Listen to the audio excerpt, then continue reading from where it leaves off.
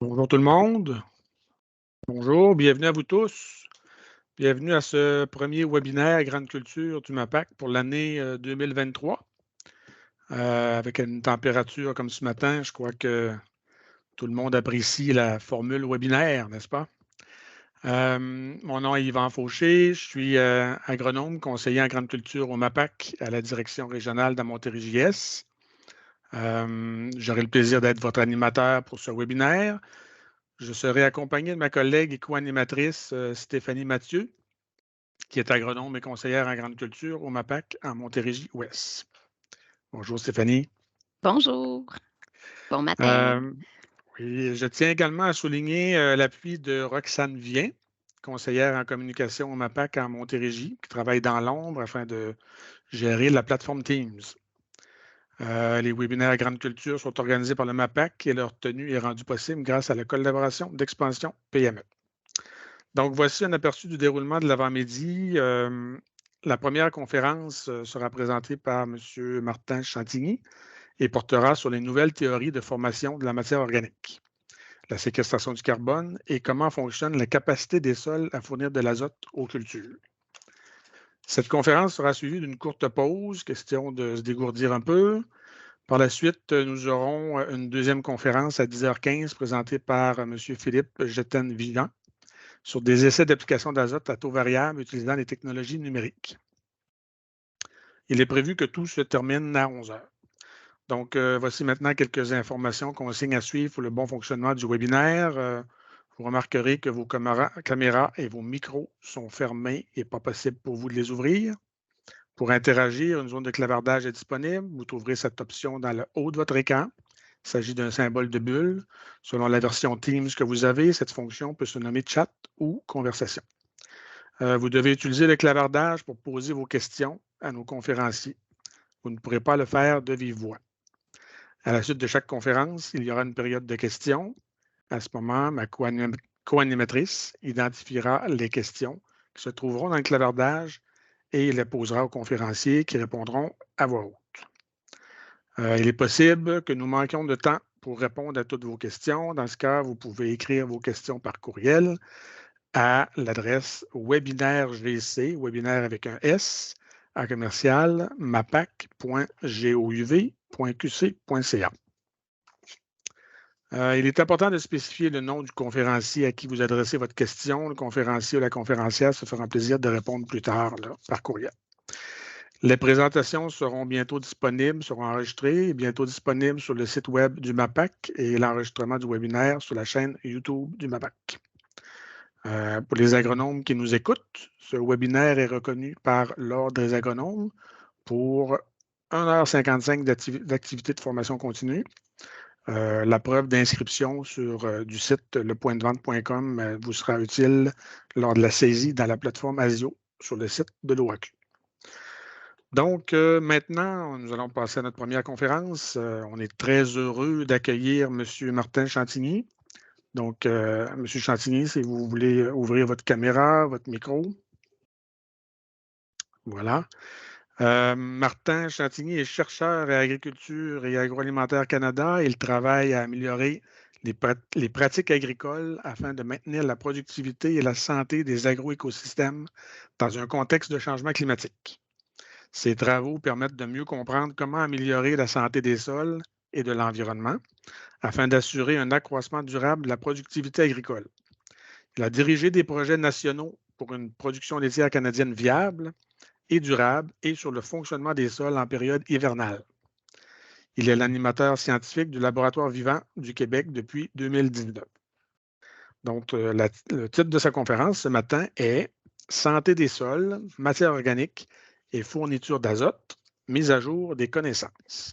Donc, je vous laisse la parole, M. Chantigny. Merci beaucoup, Yvan, pour la présentation. Bonjour à tout le monde en ce matin frisquet de février. Je vais partager mon écran.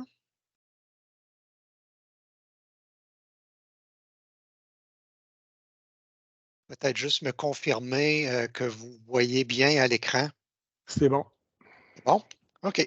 Alors, bon, ça me fait vraiment plaisir d'être avec vous ce matin. Puis je remercie Yvan et Stéphanie pour l'invitation, là, puis l'occasion finalement qui m'est fournie de vous partager avec vous un peu là, la synthèse, on pourrait dire, là, de presque 30 ans de recherche là, à comprendre comment la matière organique puis la fourniture d'azote des sols fonctionne. Donc, on va faire une mise à jour, dans le fond, aujourd'hui, des, euh, des principales connaissances et surtout voir qu'est-ce qui a changé peut-être depuis une vingtaine d'années.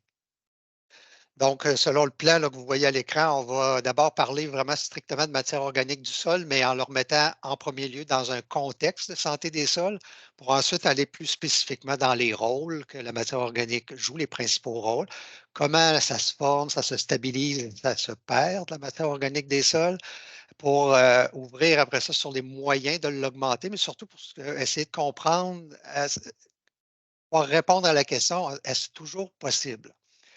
La deuxième partie de la présentation va mettre l'emphase davantage sur les mécaniques justement de cyclage de la matière organique et de la fourniture d'azote qui en résulte.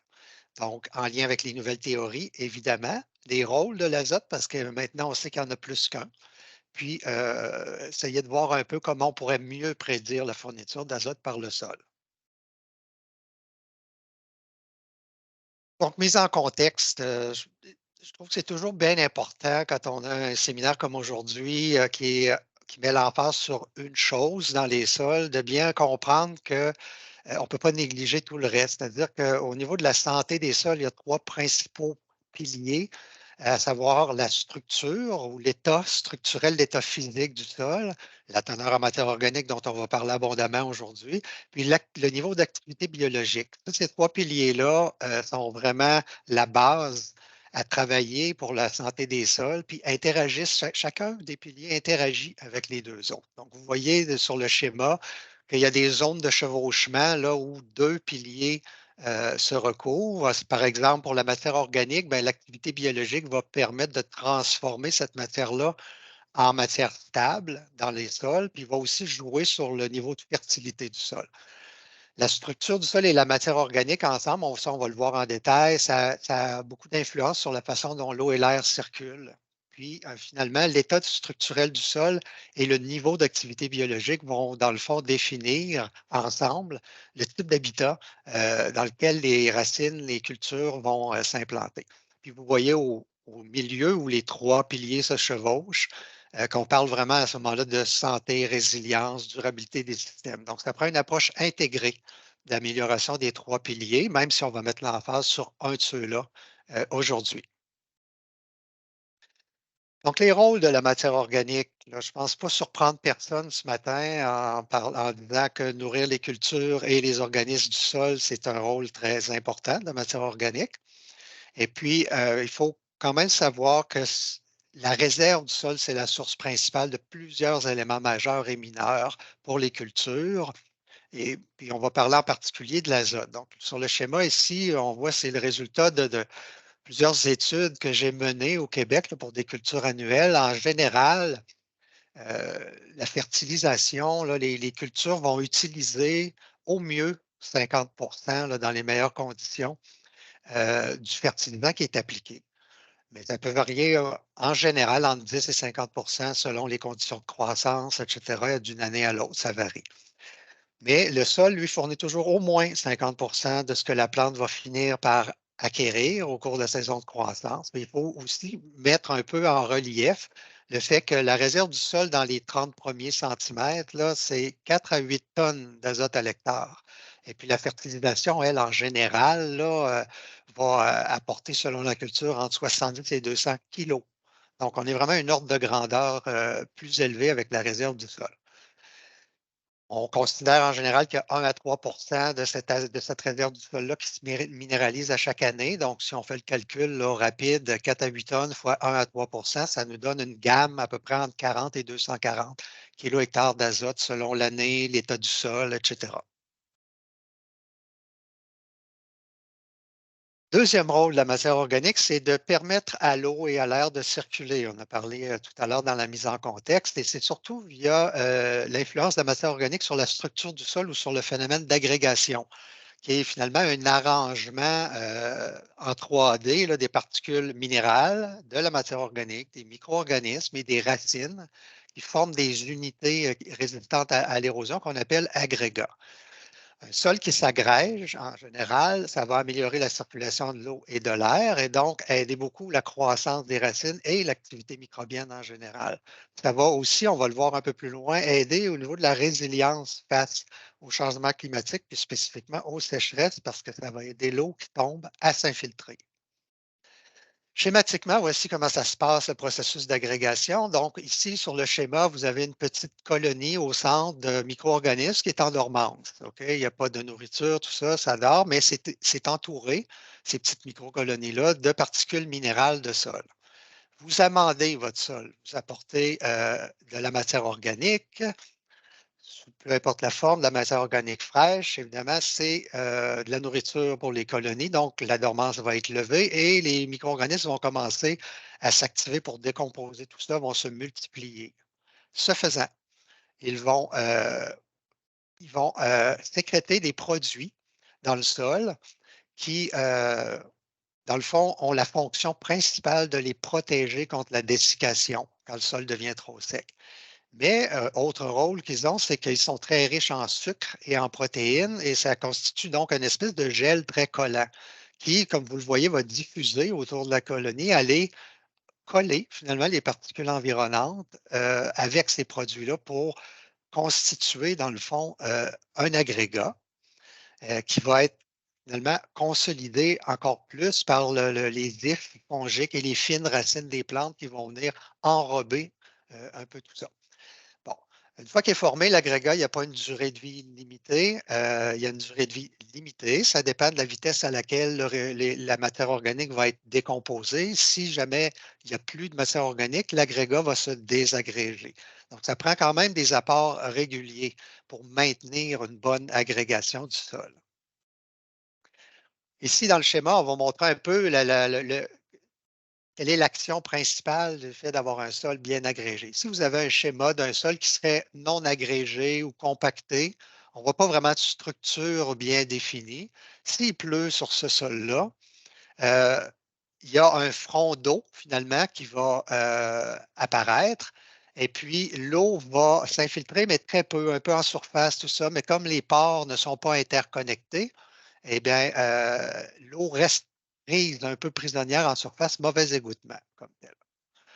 Si vous avez le même sol, mais qu'il y a une structure qui apparaît parce qu'il y a des agrégats qui sont formés, tout ça, vous voyez sur le schéma ici, ce que ça fait, c'est que ça crée des zones plus denses de sol, les agrégats, et il y a des espaces qui se créent autour finalement de ces agrégats-là. Donc, s'il pleut comme tel, le front d'eau va encore se former, mais il va migrer en profondeur assez rapidement via les grands pores et va laisser de l'eau dans les micropores, là, dans les espaces entre les petits agrégats ou à l'intérieur des agrégats, qui va devenir la réserve d'eau utile. Donc, l'excès d'eau va pouvoir percoler et l'air va pouvoir recommencer rapidement à circuler.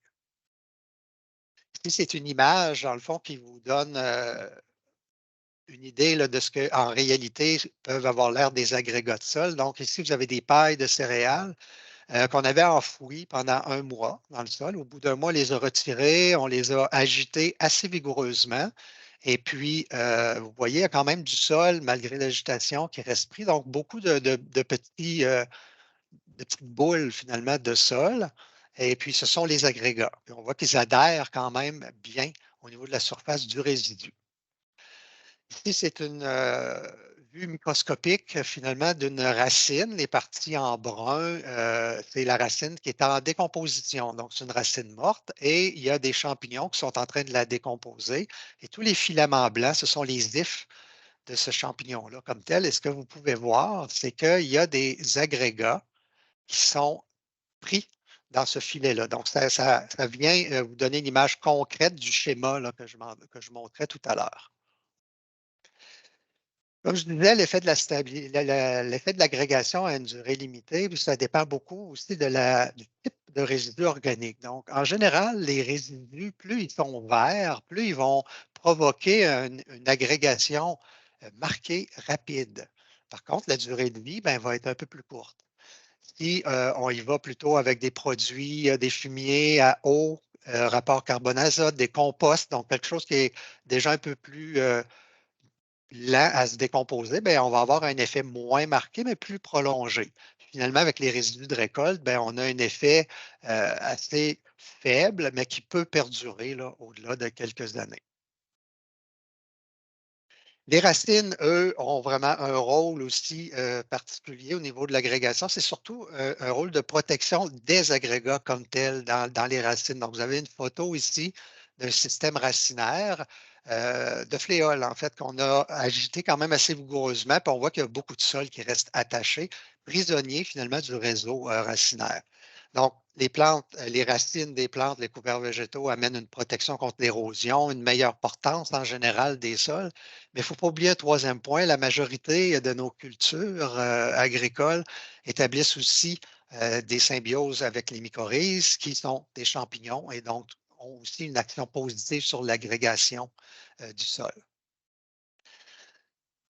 Troisième et dernier principal rôle de la matière organique, c'est de retenir l'eau infiltrée. Donc, ce qu'on vient de voir, c'est que la matière organique, bon, ça sert de carburant au phénomène d'agrégation comme tel, qui permet une meilleure infiltration de l'eau dans le sol. Mais ça agit aussi, la matière organique, comme une éponge d'un point de vue physique, qui va permettre d'absorber et de retenir une partie de l'eau infiltrée et donc de venir augmenter la réserve du sol comme tel. Donc, c'est une double action qui fait, mis ensemble, qu'on va avoir un effet très positif sur la quantité d'eau en réserve dans le sol et donc une meilleure résilience des rendements en général d'une année à l'autre, d'une année sèche à moins sèche. Maintenant, prochain point, on va regarder un peu comment on peut augmenter la matière organique des sols. Bien, il y a trois options possibles ou trois leviers. Le premier levier, c'est d'augmenter la photosynthèse dans le système comme tel. Donc, d'augmenter la productivité végétale sur les sols. Ça peut se faire, par exemple, en utilisant des cultures intercalaires ou des cultures de couverture dans les cultures à large entrerang ou dans les cultures de courte saison.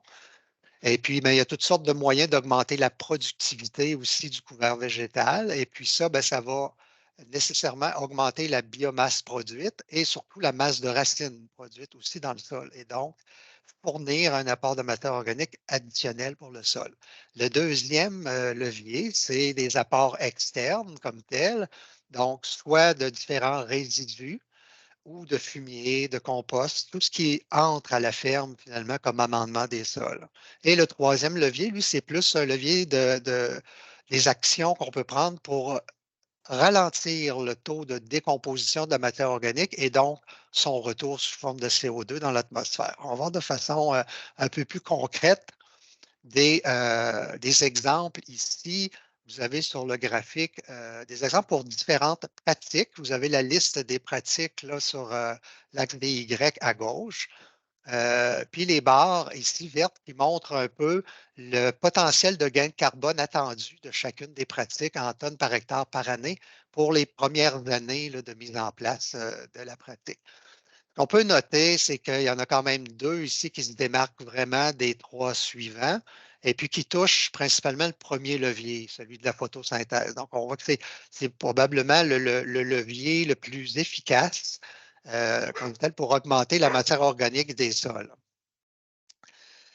Et ce qu'on remarque aussi, c'est que pour ces deux pratiques-là en particulier, c'est les systèmes agroforestiers et les prairies. Donc, c'est des systèmes qui ont une végétation pérenne en permanence sur le sol. Donc, alors que les autres pratiques qui touchent quand même un peu le premier levier, comme les cultures de couverture, mais surtout les deuxième et troisième leviers, ce sont des pratiques là, où on a davantage des cultures annuelles, évidemment, dans la rotation.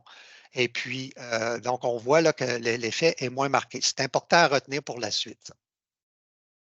Autre exemple, plus spécifique au Canada, en 2008, il y avait une revue là, de littérature de toutes les études à travers le pays sur les taux d'accumulation de carbone pour deux pratiques en particulier, soit mise en prairie d'un sol qui est en culture annuelle et ce passage de labour à semi-direct.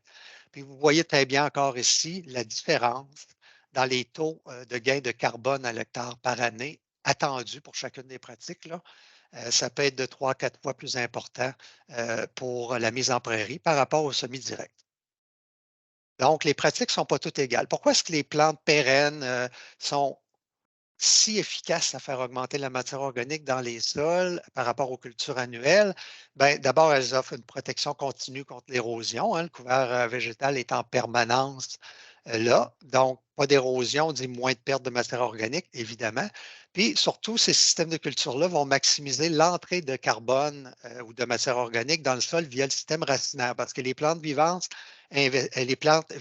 investissent beaucoup plus de carbone photosynthétisé dans leur système racinaire pour survivre l'hiver que les plantes annuelles qui vont diriger une grande quantité de carbone là, plus dans la partie aérienne. Donc, ça nous amène à commencer à réfléchir au concept de séquestration du carbone. Puis, il y a quand même pas mal de producteurs au Québec et ailleurs qui font des bonnes pratiques déjà depuis un bon bout de temps, puis qui vont nous dire, ben oui, mais moi, je suis un peu déçu, ma matière organique, elle n'a pas vraiment augmenté depuis que j'ai commencé, ou même elle continue à diminuer. On va creuser un peu la question. Moi, ma réponse là, générale, c'est que pour savoir où on va, on a besoin de savoir d'où on vient comme tel.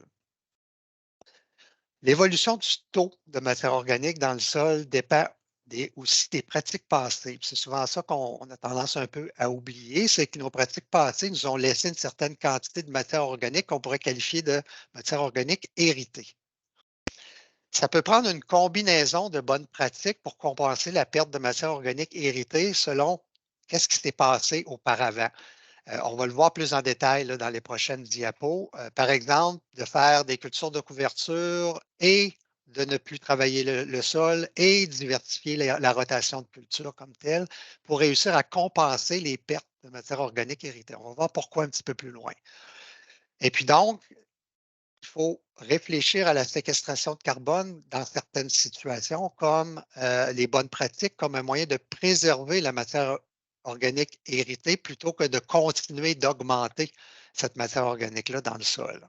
Parce que préserver la matière organique héritée, c'est aussi aider à contrer les changements climatiques parce que ça empêche un retour en CO2 dans l'atmosphère. Donc, ici, graphique pour montrer un peu comment on conçoit l'histoire de séquestration du carbone ou d'évolution des stocks de carbone dans un sol. Vous avez, par exemple, un sol qui a toujours été en prairie ou sous couvert forestier. Ça, ce sont les conditions qui maximisent la quantité de matière organique qui va pouvoir être stockée dans un sol. Mais tous les sols, sans exception, ont une limite de stockage qui est beaucoup définie par leur texture, surtout la teneur en argile, mais ça va dépendre aussi du climat où se trouve le sol et des pratiques, on va le voir. Donc, vous avez votre sol, on le met en culture comme tel. Et puis, donc, on met ces sols-là en culture et pendant là, plusieurs décennies, voire un siècle ou même un peu plus, le taux de matière organique se met à diminuer. Donc, il y a de la matière organique qui retourne sous forme de CO2 dans l'atmosphère. Puis, à un moment donné, dans un siècle ou un peu plus, on va atteindre un nouvel équilibre comme tel. Donc, le sol va cesser, selon les pratiques courantes, va cesser de perdre sa matière organique. Un peu plus loin, on décide d'implanter une bonne pratique une fois que le sol est à l'équilibre et, pardon, et ça va causer une hausse de matière organique, donc captation de CO2 dans le sol, et on va atteindre un nouvel équilibre tôt ou tard dans ce sol-là, qui, comme je l'ai dit, va dépendre de la texture du sol, du climat et des pratiques qui sont utilisées. Il faut savoir, c'est que plus un sol est pauvre au départ, au moment de mettre en place la pratique, plus il va répondre dans les premières années. Donc, plus son taux de matière organique va augmenter rapidement au début parce que le sol est loin de son potentiel maximal. Mais plus un sol est déjà riche en matière organique, moins il va répondre parce qu'il est plus près de son potentiel maximal. Maintenant,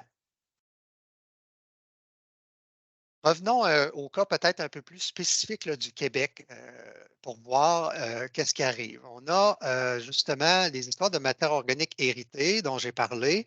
On avait la plupart de nos sols au moment de la colonisation, puis même encore il y a 50, 60 ans, étaient beaucoup sous prairies ou forêts comme tel. La plupart de ces sols-là ont été convertis en système de culture annuel ou à dominance de culture annuelle, et donc le carbone du sol a diminué. Donc, vous avez un champ, disons, qui est en prairie. En 1980, on décide de le convertir en culture de maïs, maïs soya, et on voit là, puis c'est des pratiques conventionnelles qu'on utilise, c'est-à-dire on laboure à chaque année, on utilise des engrais de synthèse, etc. On va avoir une diminution comme ça pendant plusieurs années jusqu'à approcher, après quelques décennies, d'un nouvel équilibre, si on garde ça conventionnel. Mais en cours de route, disons, le producteur décide au début des années 2000 de dire, bon, je vais commencer à faire du semi-direct. Ce que ça va faire, c'est que ça va freiner la descente dans un sens. Et puis, donc, il va finir par atteindre un équilibre avec une quantité de carbone supérieure à s'il n'avait rien fait. Un autre producteur, lui, dit, ah, moi, c'est des cultures de couverture que je commence à faire aux années 2000.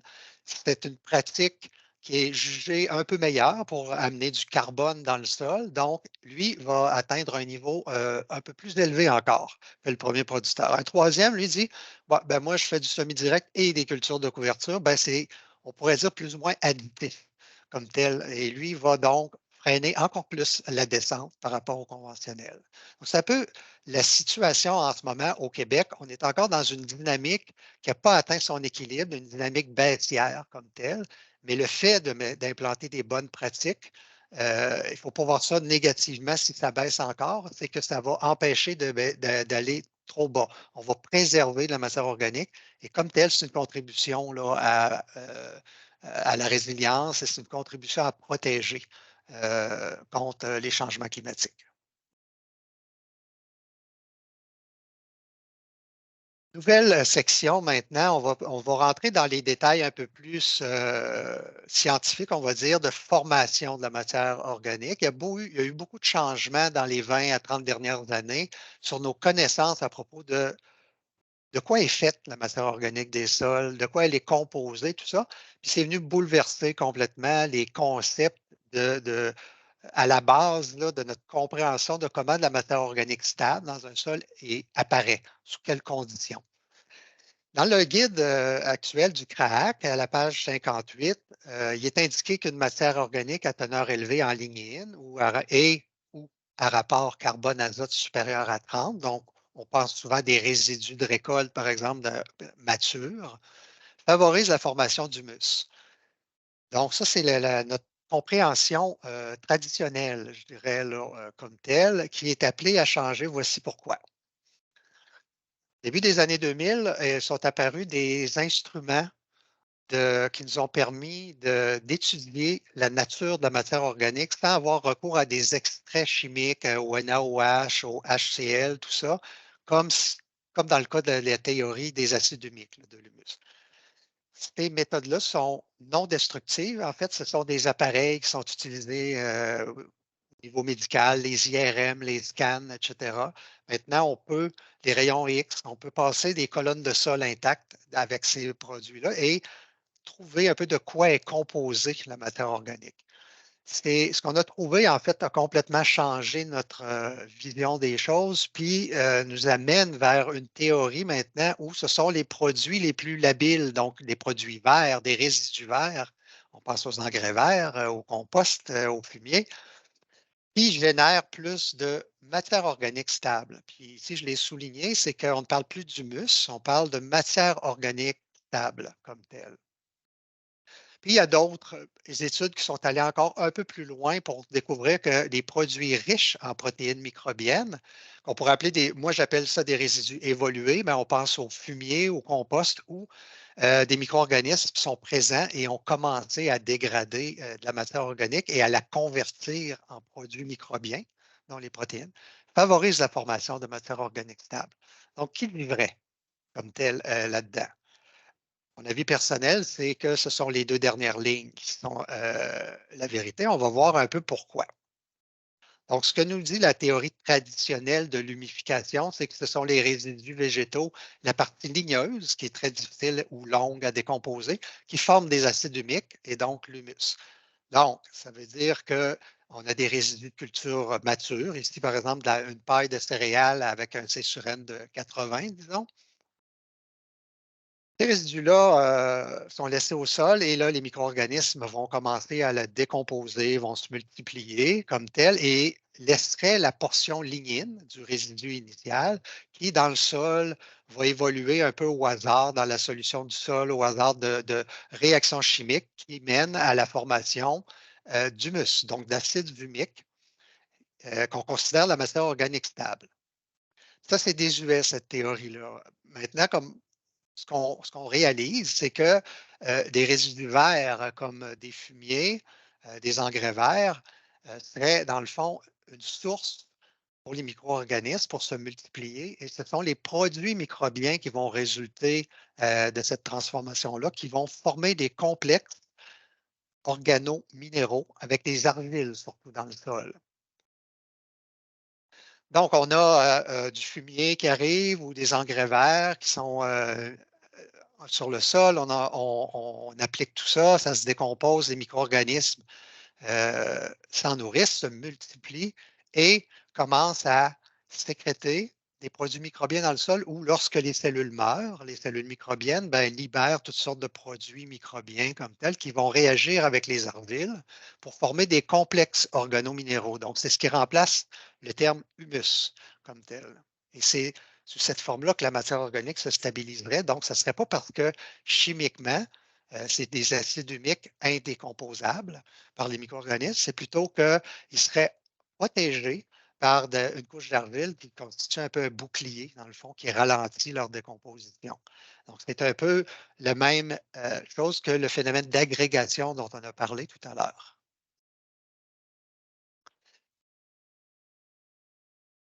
Donc, ça nous amène un peu à réfléchir, justement, est-ce que selon le type de résidu, justement, le taux moyen de rétention du carbone des résidus change? Ben, oui, là, on commence à faire, il y a eu une méta-analyse d'Émilie Maillard puis Denis Anger en 2014 qui montrait que finalement, pour des résidus de récolte, c'était 6 à 14 du carbone du résidu qui va finir par se stabiliser dans le sol. Mais on voit que pour des fumiers, ben, c'était 12 à 23. Donc, ça peut aller jusqu'au double des résidus de récolte. Déjà, c'est un bon indice que les résidus plus décomposables, un fumier en général, il est plus que des résidus de récolte matures.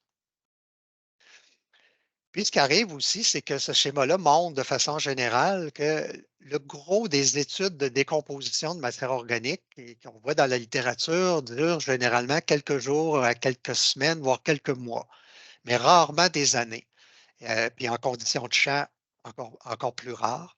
Donc, le pointillé rouge vous montre un peu une distinction entre ce qu'on voit dans les premières semaines, premiers mois, versus quand on laisse aller la décomposition. C'est qu'au début, effectivement, les résidus verts ou les fumiers se décomposent plus rapidement que, mettons, de la paille de céréales. Mais si on laisse aller, ça continue de baisser et ça, tout d'un coup, ça atteint un plateau plus vite avec les résidus verts qu'avec les résidus de récolte. Et en bout de ligne, on aboutit donc avec davantage de matière organique stable, avec des produits plus décomposables qu'avec des résidus de récolte mature, par exemple.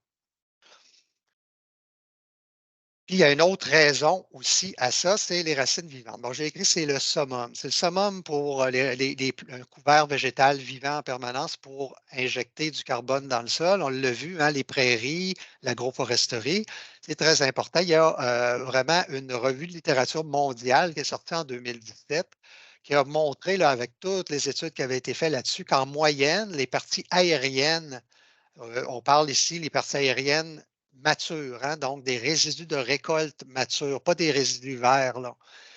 Il y a 8 du carbone qui va se stabiliser dans le sol, contre 45 si c'est des racines. La question, c'est comment ça se fait qu'on va à 5 fois plus élevé de rétention de carbone quand ça vient des racines? Ben, dans le fond, il y a Marie-Noëlle Tivierge, ma collègue au Centre de Québec, qui travaille beaucoup maintenant à étudier en direct avec des systèmes de caméras puis de tunnels dans le sol, le développement racinaire des plantes. Puis on voit très bien ici un peu tout ce que j'ai décrit au niveau de l'agrégation au début de la présentation. Il faut comprendre que les racines, les micro-organismes et la structure du sol ont vraiment une relation intime comme telle. Donc, ce qu'on voit ici en début de saison de croissance, après le semis, les plantes vont s'enraciner et vont beaucoup utiliser les espaces entre les agrégats pour s'implanter, dans le fond. Développer un système d'ancrage, évidemment, et commencer à se préparer pour développer le système racinaire plus abondant là, qui va servir à nourrir la plante comme telle. Donc, un peu plus tard, ça ici en passant, c'est des racines de maïs qu'on voit dans le sol plus spécifiquement. Un peu plus tard, donc le maïs là, commence à vraiment développer un bon réseau racinaire et à ce moment-là, on a un peu un effet de retour, hein, comme tel, parce que là, les racines ont moins besoin d'utiliser les espaces entre les agrégats, mais sont tellement abondantes qu'elles vont venir en retour protéger les agrégats et donc maintenir leur structure plus longtemps. Ce faisant, ben, les plantes, évidemment, vont développer des racines pour la nutrition comme telle aussi. Et puis, ces racines-là sécrètent des grandes quantités de carbone soluble qui diffusent dans le sol. En bonne partie, ces racines-là, on pourrait dire, conversent avec les micro-organismes du sol, hein, tentent d'attirer les micro-organismes bénéfiques et de repousser, dans le fond, les agents pathogènes.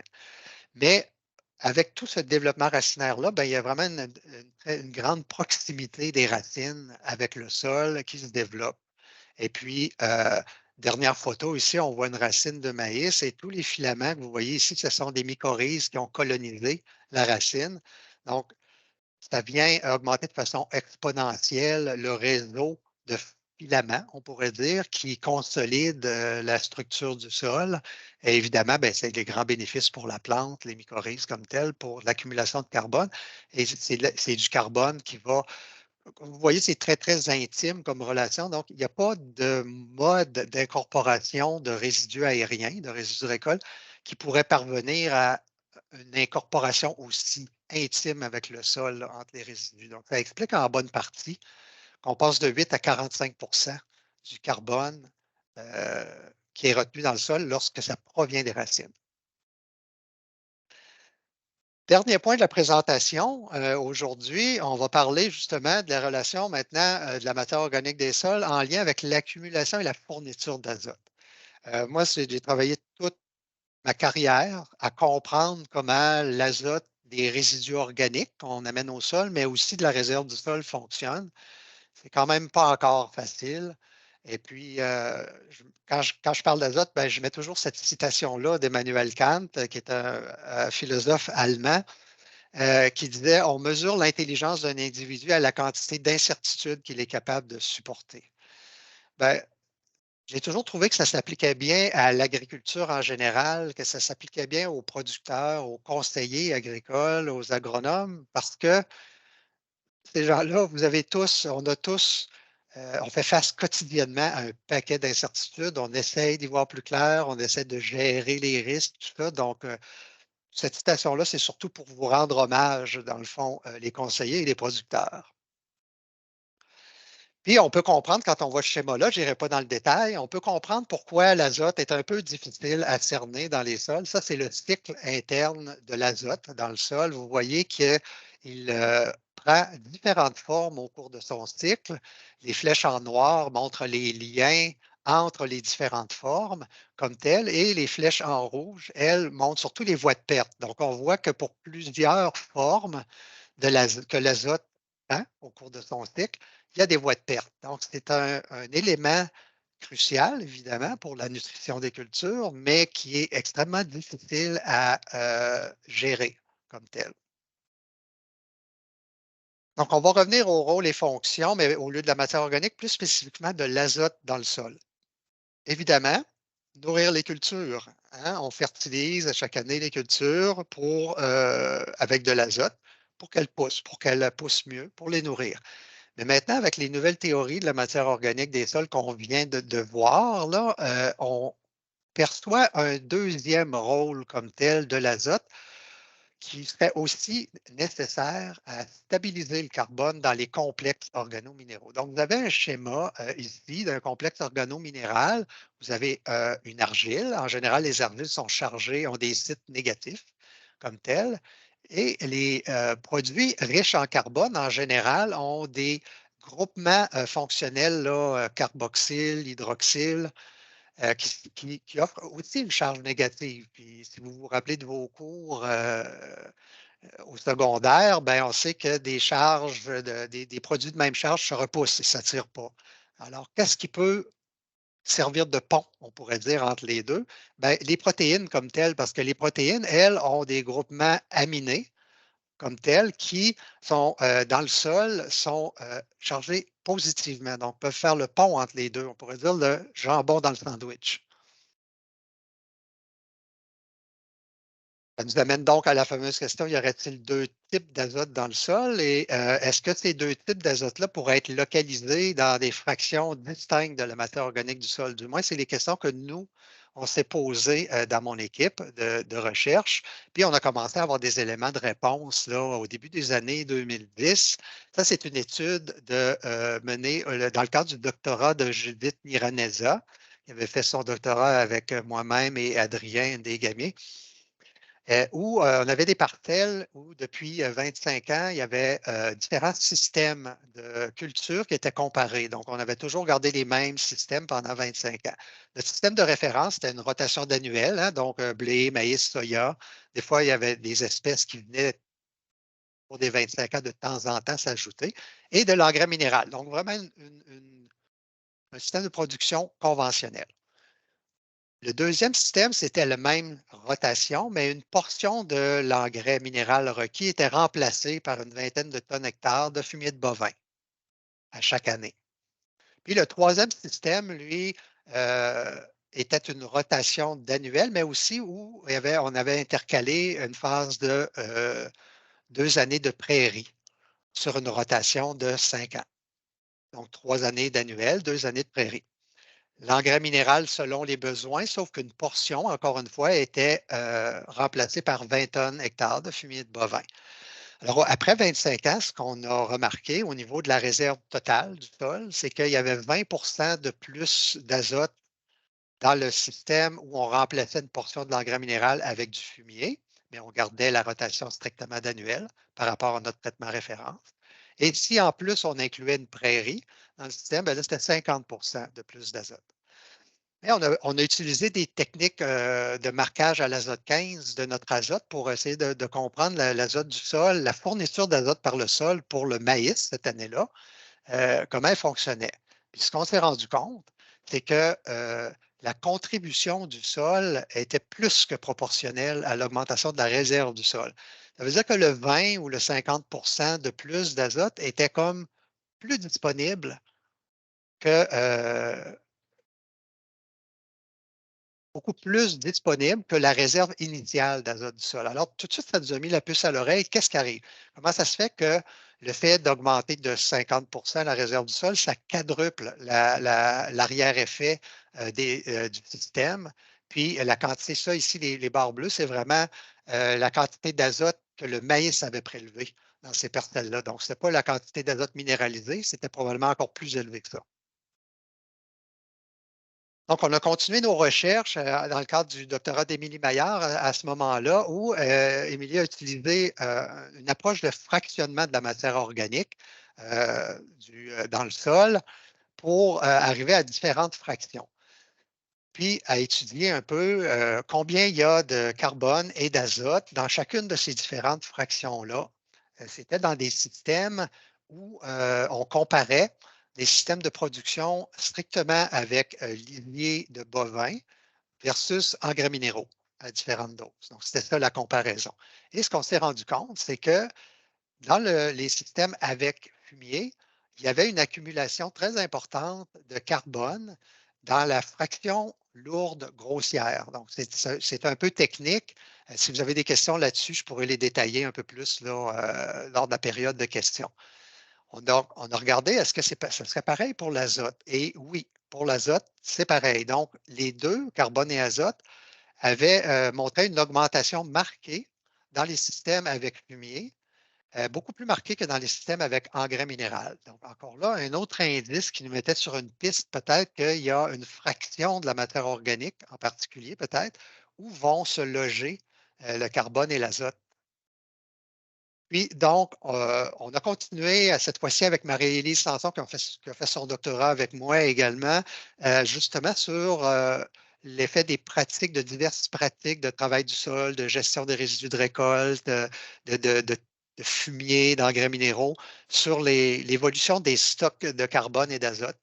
Puis elle a pris un peu la même approche de fractionnement qu'Émilie pour se rendre compte que, bon, elle obtenait une fraction légère de la matière organique dont le rapport carbone-azote était assez élevé, 25 à 35, et qui finalement, avec des observations au microscope, on s'est rendu compte que c'était de la matière organique jeune et surtout végétale, donc les résidus de récolte, les résidus végétaux, qui n'étaient pas liés aux minéraux. C'est pour ça qu'elle est légère.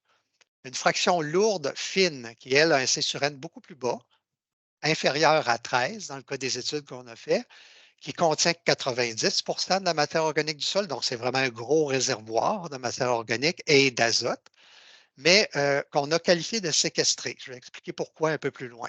Puis surtout ici, la fraction lourde grossière que Émilie Maillard avait notée comme une fraction réactive aux apports de fumier. Ça a été la même chose dans le cas de Marie-Élise, là où il y a des fumiers, là où on laisse les résidus de plantes dans le sol. Cette fraction-là répond fortement en accumulant de façon disproportionnée du carbone et de l'azote par rapport aux augmentations de la réserve du sol total. Par contre, cette fraction-là ne représente que 10 de la matière organique du sol. Donc, si on pense qu'à cause du T sur N relativement bas, cette fraction-là peut se reminéraliser assez rapidement.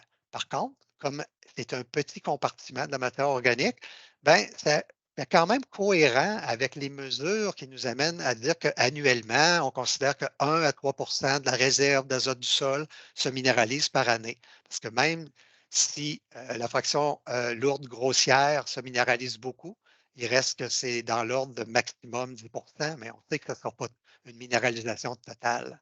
Donc, 1 à 3 aurait beaucoup de bon sens. Mais là, on se demande en ce moment si on ne pourrait pas travailler avec cette fraction-là en particulier pour mieux déduire un peu la capacité des sols à fournir l'azote. Parce que notre nouveau modèle théorique avec lequel on travaille, beaucoup avec Marie-Élise en particulier, maintenant qu'elle est professeure à l'Université Laval, c'est qu'on pense que le fait d'amener des résidus verts, hein, des fumiers, des matières organiques fraîches, au sol, elles vont être colonisées rapidement et abondamment par les micro-organismes et eux vont se multiplier et accumuler de l'azote dans leur tissu comme tel. Deuxième point, c'est, excusez-moi, l'animation, il y a un petit décalage. Je ne sais pas pourquoi, mais deuxième point, c'est qu'au cours de la maturation, ces complexes-là, organominéraux jeunes, vont continuer d'évoluer, vont maturer jusqu'à une certaine stabilité. Ce qu'on pense, c'est qu'au cours du phénomène de maturation, c'est là qu'il y aurait libération de l'azote qui a initialement été absorbé par les micro-organismes qui, là, sont en train de mourir en partie. Donc, ce serait le phénomène d'arrière-effet ou de restitution de l'azote. On a une étude qui, justement, récemment, de Maude Langelier qui a été publiée là, en 2021. Maude qui faisait sa maîtrise avec Anne Vanasse et moi-même, où elle avait des systèmes d'engrais verts en dérobé. Là, ici, elle avait d'autres espèces, mais je vais parler des résultats, surtout des non-légumineuses, résidus fourragers et l'avoine qu'on avait. Puis, à l'implantation de ces cultures-là, ben, il y avait soit un engrais, 50 kg hectare d'azote, ou un lisier pour l'équivalent, 50 kg d'azote disponible à l'hectare, qui était appliqué. Puis là, ben, ce qu'on espérait voir, c'est de mesurer jusqu'à quel point l'azote appliqué se retrouvait dans la plante, dans l'engrais vert, et surtout d'essayer de voir est-ce qu'il y a un transfert direct à la culture subséquente. On était très content des premiers résultats pour constater que plus de 50 et même dans le cas du radis huileux, ça approchait les 100 de l'azote disponible des engrais ou du lisier se retrouvait dans le couvert végétal, donc dans le radis huileux comme tel. Par contre, on a été déçus l'année suivante, à la récolte du blé qui avait suivi l'engrais vert, on a retrouvé seulement 10 de l'azote initialement là, appliqué, seulement 10 ou moins retrouvés dans le blé comme tel. Donc là, on était pas mal déçus, mais avec l'approche qu'on a utilisée, toujours de marquage isotopique à l'azote 15 de nos engrais, on a quand même pu aller voir dans le sol pour voir est-ce que finalement, si on a moins de 10 est-ce que c'est parce qu'on a perdu 90 dans l'environnement? Ben non. On a retrouvé entre un tiers et près de 70 de l'azote appliqué à l'automne dans la réserve du sol. Ça nous a beaucoup encouragé, mais ça a surtout démontré que les engrais verts vont capter de l'azote et vont surtout d'abord nourrir le sol avant de nourrir directement les cultures suivantes et que c'est via plus un arrière-effet, après quelques années de pratique, qui va se construire et commencer finalement à augmenter la fertilité du sol ou sa capacité à fournir l'azote.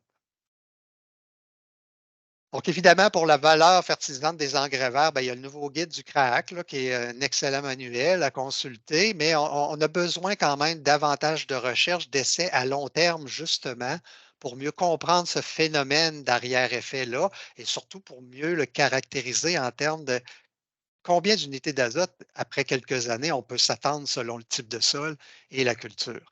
Mais il faut aussi recommencer, dans le fond, parce qu'avec l'agriculture conventionnelle depuis les années 40-50, on a oublié qu'on doit d'abord et avant tout nourrir le sol pour que lui s'occupe de nourrir les cultures. Donc, dernier point dont je veux discuter, le défi, c'est vraiment de prédire la fourniture d'azote par le sol. Hein. Il y a la question de quantité libérée annuellement, mais de synchronisme aussi. Il faut connaître son sol et son climat. Ça, c'est un graphique qui montre les résultats d'un travail que j'avais réalisé en collaboration avec le Club de gestion des sols du Témiscouata, finalement. Il y avait beaucoup de producteurs là-bas qui ont des sols en général très bien pourvus en matière organique.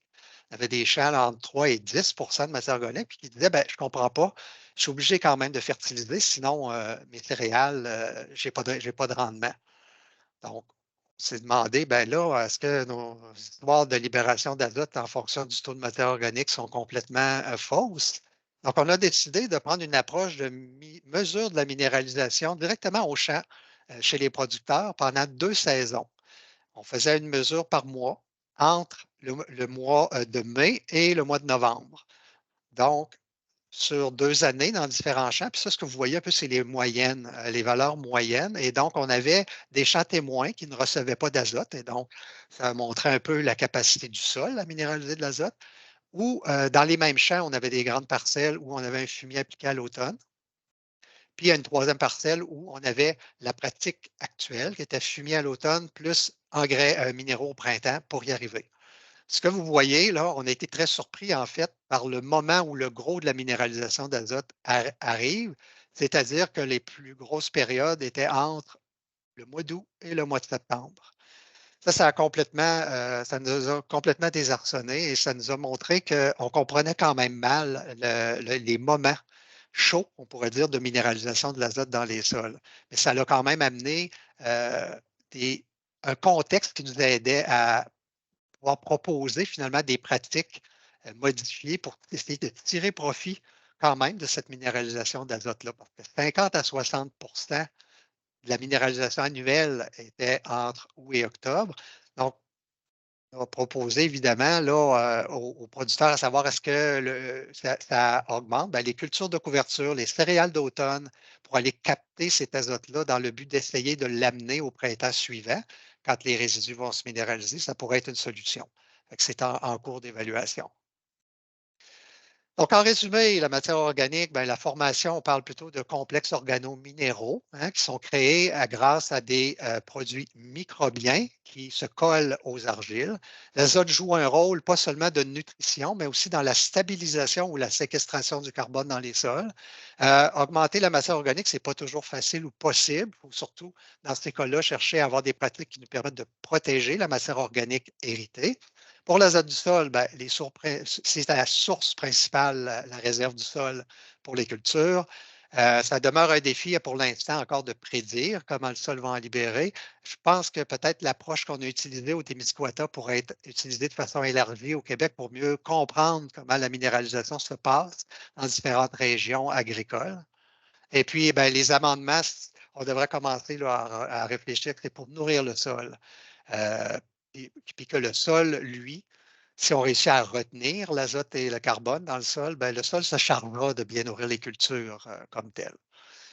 Donc, j'ai mis ici, puisque je pense que la présentation va être en ligne, j'ai quand même mis une série là, de références pour votre usage. Des fois, si vous voulez creuser, c'est les principaux articles qu'on a publiés là, qui ont servi de base à ce que je vous ai présenté ce matin.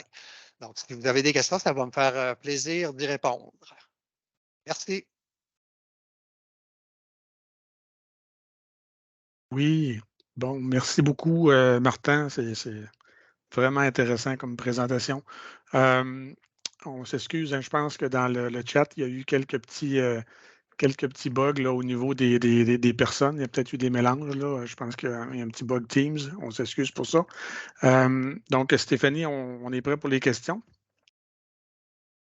Oui, je suis prête. Là, ce que je vais faire, étant donné qu'il y a eu vraiment comme confusion, c'est comme s'il y avait des questions qui étaient posées au nom de d'autres personnes. Là. Je veux pas. Fait que ce que je vais faire, c'est que de toute façon, moi, je ne voyais pas vos noms. Là, je vois juste invité. Alors, je nommerai pas les noms. Là. De toute façon, je ne les ai pas, là, les noms des gens qui ont posé les questions. S'il y a quelque chose, là, vous pouvez me réécrire le clavardage. Je le ramènerai là, au grand public. Alors, merci, Martin, en passant, là, c'est vraiment intéressant. Ça amène beaucoup de réponses, même si on ne les a pas toutes. Donc, la première question, c'est en sol sableux, étant donné qu'il y a moins d'argile, est-ce que les résidus verts sont moins efficaces pour former la matière organique?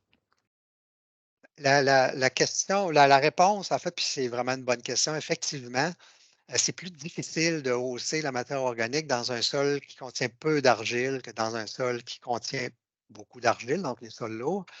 Puis également, c'est plus facile de perdre sa matière organique dans le sol, dans les sols sableux, parce que bon, ben, la matière organique est moins bien protégée. L'aération de ces sols-là souvent est supérieure, donc l'oxydation de la matière organique peut être supérieure aussi.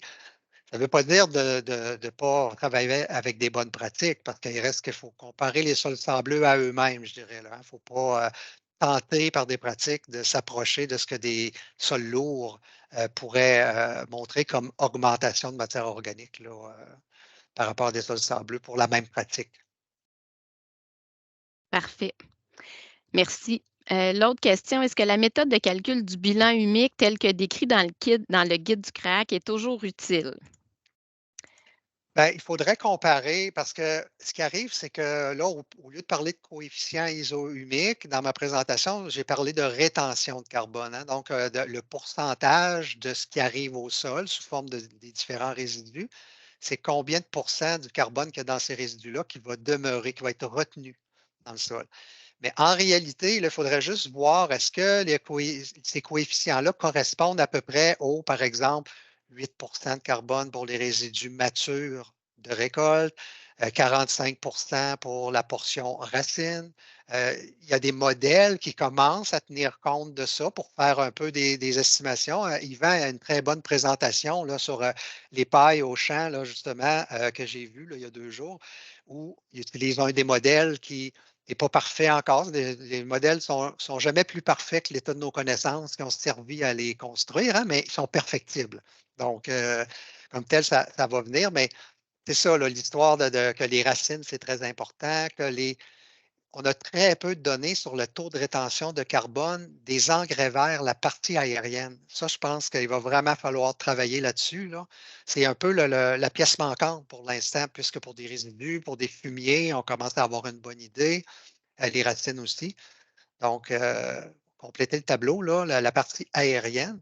D'après moi, puis d'après les théories que j'ai présentées, à quantité égale de carbone, un résidu vert, là, un engrais vert laissé au sol va laisser plus de carbone en bout de ligne que l'équivalent en termes de carbone de paille de céréales, par exemple, à la récolte. Donc, on aurait besoin peut-être d'une petite mise à jour. Dans le Oui, fond, c'est ça, le bilan ben humique, oui, il est pas peut-être.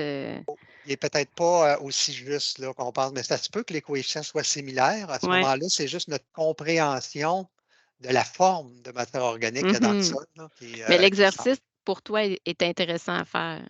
Oui, je pense que c'est intéressant à faire, bien, surtout pour vérifier est-ce qu'on doit tout chambouler ou est-ce qu'on pourrait rester avec ces coefficients-là, puis on les appellera peut-être autrement, les coefficients de rétention au lieu de Mhm. isohumiques, là, mais c'est ça. OK, bien merci. L'autre question. Donc, selon les différentes recherches connues, les engrais verts sont plus efficaces que les résidus ligneux pour augmenter la matière organique du sol.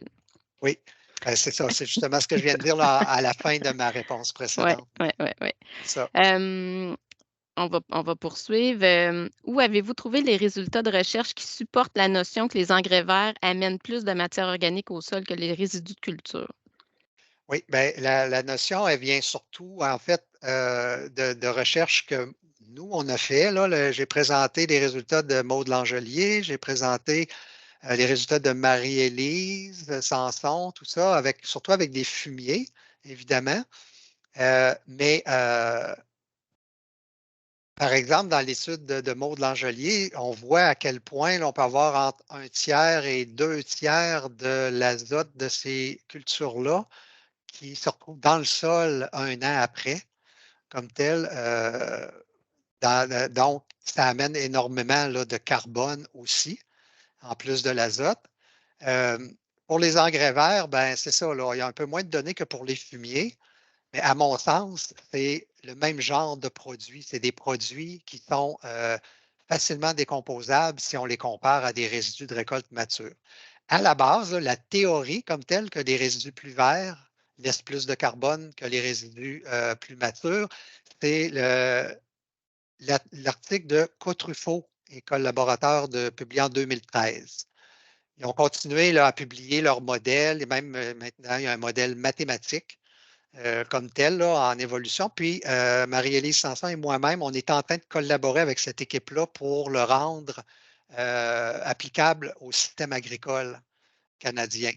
Donc, parce qu'eux, ils l'ont développé surtout sur des prairies naturelles, dans des milieux forestiers, tout ça. Donc là, on est en train de travailler avec eux, avec nos fractionnements de matière organique qui sont un peu différents des leurs, pour adapter le modèle parce que avec des simulations, malgré le fait que ce n'est pas des données agricoles qu'ils ont, ça tient la route pas mal par rapport à ce qu'on pense, là, à ce qu'on dit, que les résidus verts laissent plus de carbone que les résidus matures. Donc, Cotruffaut et collaborateurs 2013, s'il y en a qui sont vraiment intéressés pour comprendre le modèle comme tel, puis d'où viennent les résultats. Excuse-moi, j'essaie de suivre la conversation dans Teams en même temps. OK, il y a une question de Bruce Gélina. Est-ce que l'acide humique existe? Pour les vieux comme nous, là, Ouais, ben c'est oui, je très sais. Puis confrontant. même moi, là, je veux dire, c'est ce que j'ai appris à l'université, là, mais Oui. que j'ai appris, mais moi, je n'avais jamais réussi à accepter ça. Ça ne me rentrait pas dans la tête, là, c'était trop compliqué. Fait que, Bruce, je te dirais non, ça n'existe pas. La théorie des acides humiques, là, c'est dans les années 1800 que ça a commencé. Donc, la méthode est née il y a plus de 200 ans, ou un peu plus de 200 ans. Et puis, c'était d'utiliser des produits chimiques extrêmement forts, là, du NaOH 4 molaires. Ensuite, on mettait de l'acide. Ça. Donc, effectivement, c'est des produits capables d'extraire une grande quantité de matière organique, mais c'est des produits tellement forts. Tout ça, ça se produit dans l'éprouvettes à des pH de 13-14. On ne voit jamais ça en nature. Puis, ça fait 200 ans qu'on parle des acides humiques et puis il n'y a personne sur la planète qui a réussi à en isoler un en milieu naturel. Un acide humique. Donc, je dirais non, l'humus, ça n'existe que dans les éprouvettes de laboratoire. Puis je pense que 200 ans, on a fait preuve de patience, là, suffisamment de patience pour aller commencer à regarder ailleurs. C'est Donc, c'est bon. des complexes organominéraux dont il faut parler. Il faut penser que la matière organique est protégée par les minéraux fins du sol et qu'elle n'est pas sous forme d'acide humique. Elle est sous forme relativement dégradable des protéines, des sucres, des lipides. Donc ça a été un peu, comme j'ai dit, les méthodes avec IRM, de scan, de rayons X dans des sols intacts qu'on touche avec aucun produit chimique qui ont démontré finalement que des produits qui pourraient s'apparenter à des acides humiques, il y en avait moins de 5 du carbone dans le sol qui ressemblaient un peu à ça. Le reste, protéines, sucres, lipides. Euh, c'est la matière organique tout simple, mais protégée dans le complexe organominéral. Merci pour ces explications. Maintenant, une autre question. Que pensez-vous de l'ajout de bouts de papetière, entre parenthèses, des ancrages pour améliorer et augmenter la matière organique?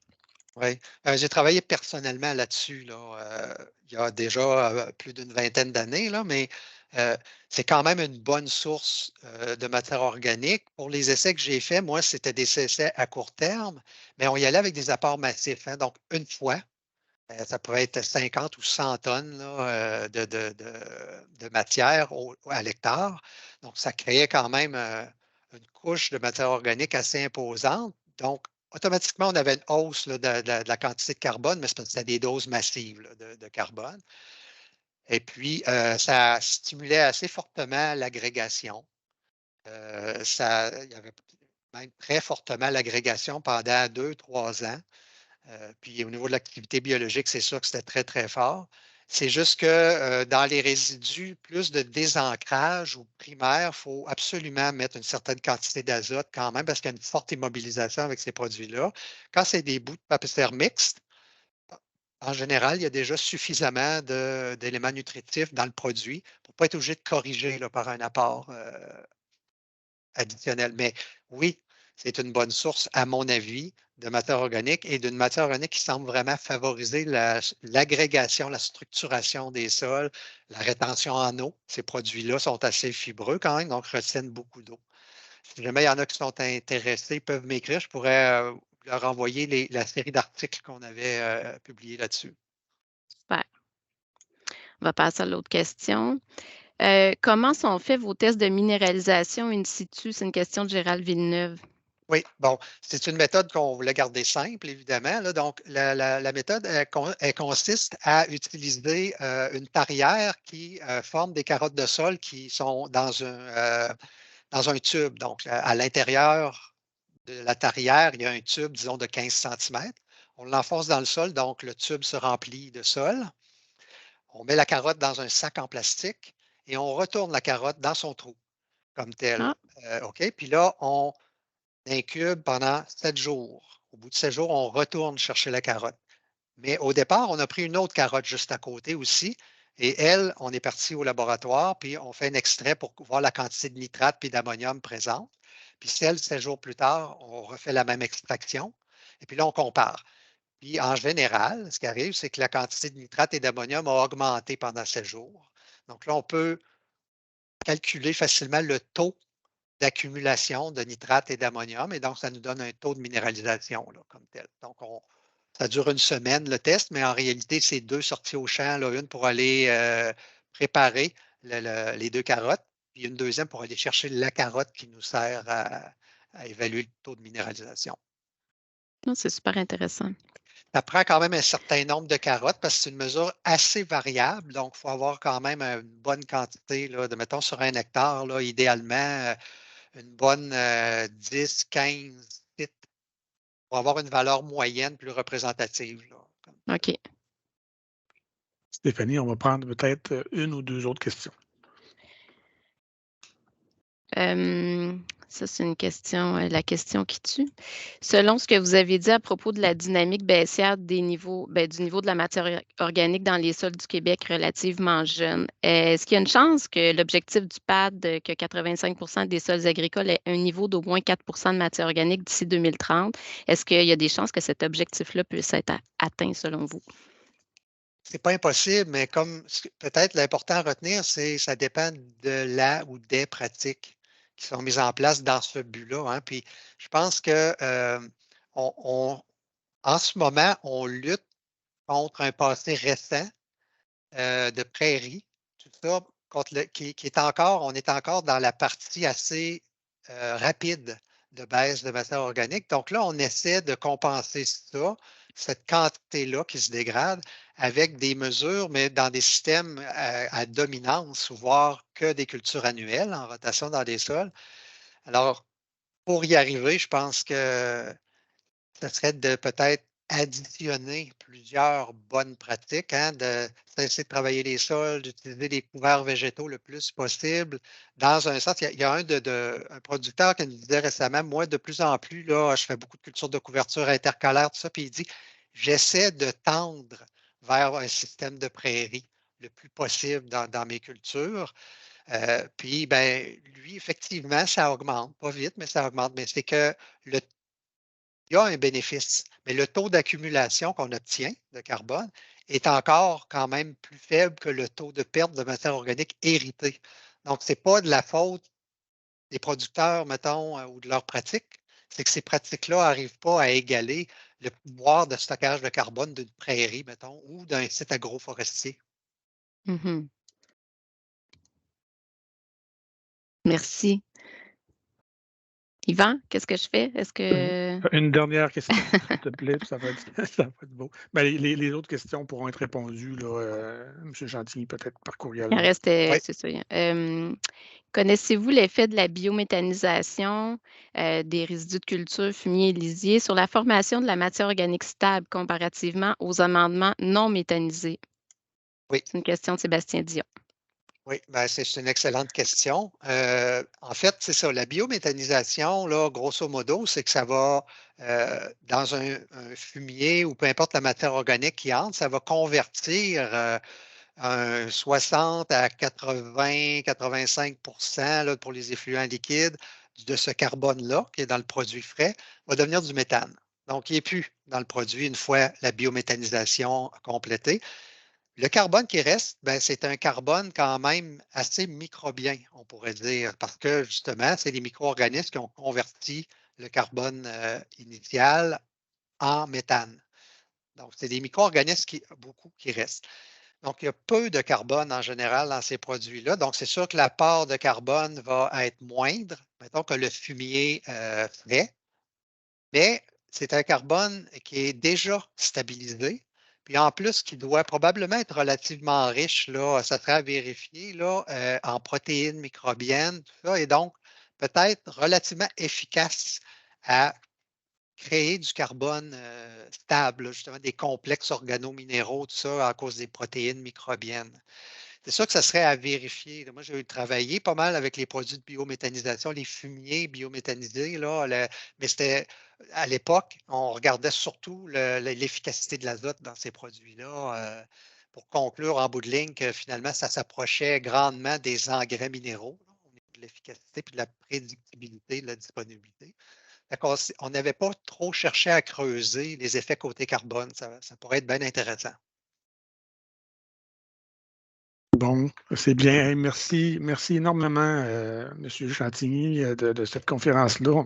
En tout cas, on en reprendrait plus, ça, c'est sûr. Merci, Stéphanie, aussi, pour ta contribution.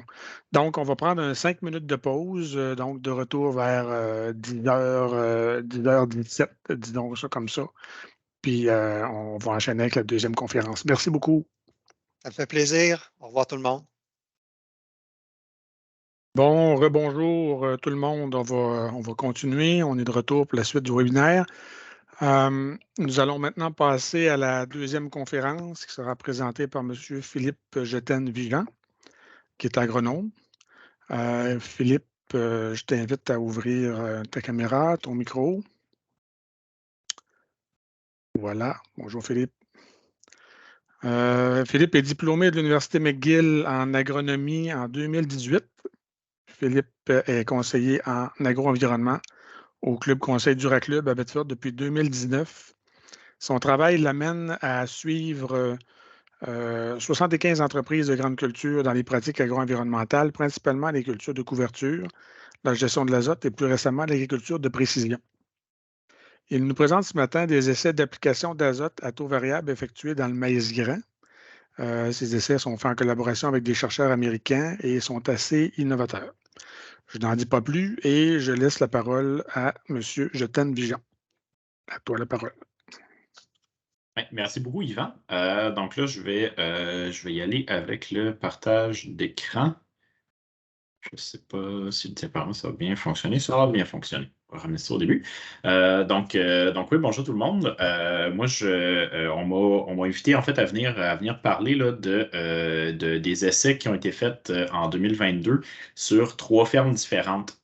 Donc, c'est des essais là, qui ont été faits avec le programme Primevert 3.3 en collaboration avec le MAPAC, mais aussi, comme Yvan l'a dit, en collaboration avec l'équipe du projet DIFM situé aux États-Unis. Donc, DIFM, c'est, si je me souviens bien, pour Data Intensive Farm Management. Donc, gestion de la ferme intensive en données, si on se permet de la traduction mot à mot. Essentiellement, ce que ça implique, c'est vraiment d'essayer d'utiliser des algorithmes puis des outils de géomatique pour déterminer notamment des patrons d'application d'engrais, principalement l'azote. Donc ça, c'est avec le professeur David Bullock de l'Université de l'Illinois qu'on a travaillé, qui chapeaute le projet. Puis on a aussi beaucoup été en lien avec Paul Hagedis de l'Université du Montana qui travaille aussi sur ce projet-là. Donc,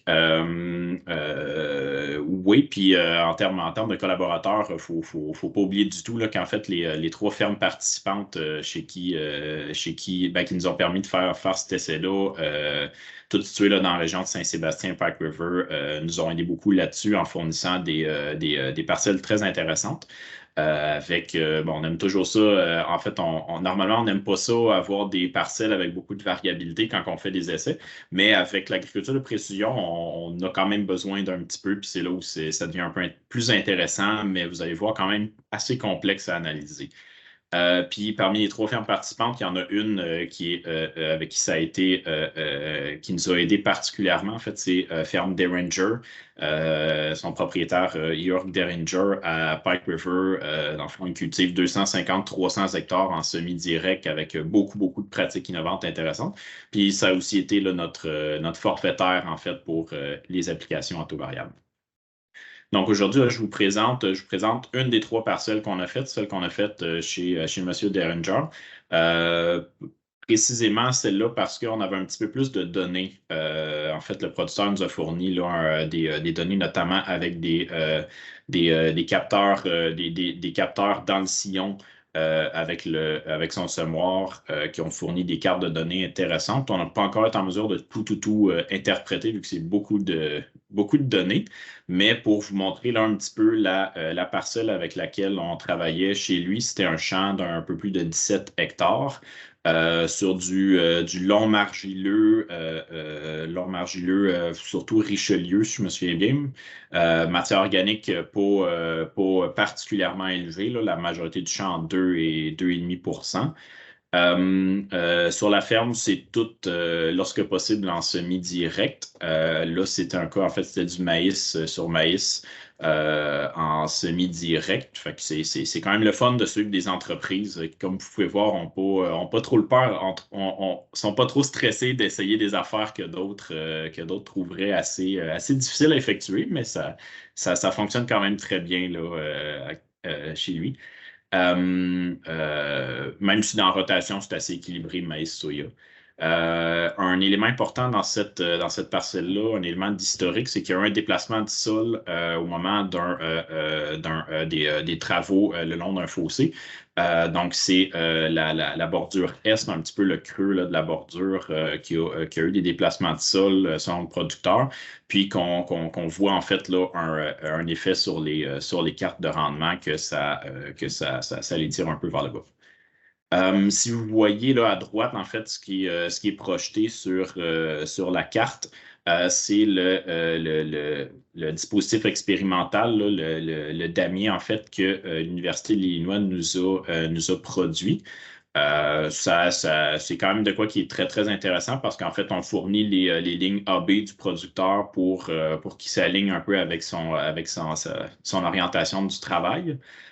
Puis ensuite, avec les différents jeux de données qu'on a, ils vont travailler avec ils vont faire des ondes de gestion, puis ensuite séparer les différentes doses à travers, de manière aléatoire à travers le damier. Dans ce cas-ci, on travaillait avec 7 doses, donc 3 doses plus faibles que la dose du producteur, puis 3 doses plus élevées. Puis, oui, en fait, c'est sûr que quand on fait des essais, mettons, d'azote ou d'engrais classiques, souvent, si vous en avez déjà fait, on fait des bandes relativement larges dans le champ. Puis, mettons, je l'ai calculé pour le fun dans ce champ-là. Puis, si on voulait faire 3 répétitions pour chaque dose d'engrais, on aurait pu en essayer à peu près 3 dans ce champ-là. Puis là, avec le damier comme ça, ben, on a pu en essayer 7, puis on a pas mal plus que 3 répétitions. Je pense qu'on a dans les alentours de 5 ou 6 répétitions pour chacune d'entre elles. À part de ça, c'est sûr que c'est intéressant parce que si on se dit faire 6 fois 7 parcelles où on change toujours la dose, c'est pas facile à faire avaler comme pilule auprès de beaucoup de producteurs parce que c'est beaucoup de travail et ça me demande énormément de précision. Mais dans le cas d'un applicateur à taux variable, ce qui est super agréable, c'est que la partie complexe du travail se fait en amont avec un ordinateur. Ensuite, on met ça sur une clé USB, on met ça dans l'applicateur, puis le producteur n'a pas vraiment à surveiller. En fait, il surveille quand même ce qui se passe un peu, mais il n'y a pas à arrêter pour changer de dose. C'est tout l'ordinateur qui fait ça lui-même. Donc, ça nous permet, pour un effort moindre, de faire vraiment là, quelque chose qui est très intéressant à analyser après. Comment que ça a fonctionné? En fait, comment qu'on a fait les applications? C'était de l'azote 32 qui a été appliqué avec un inhibiteur le 20 juin.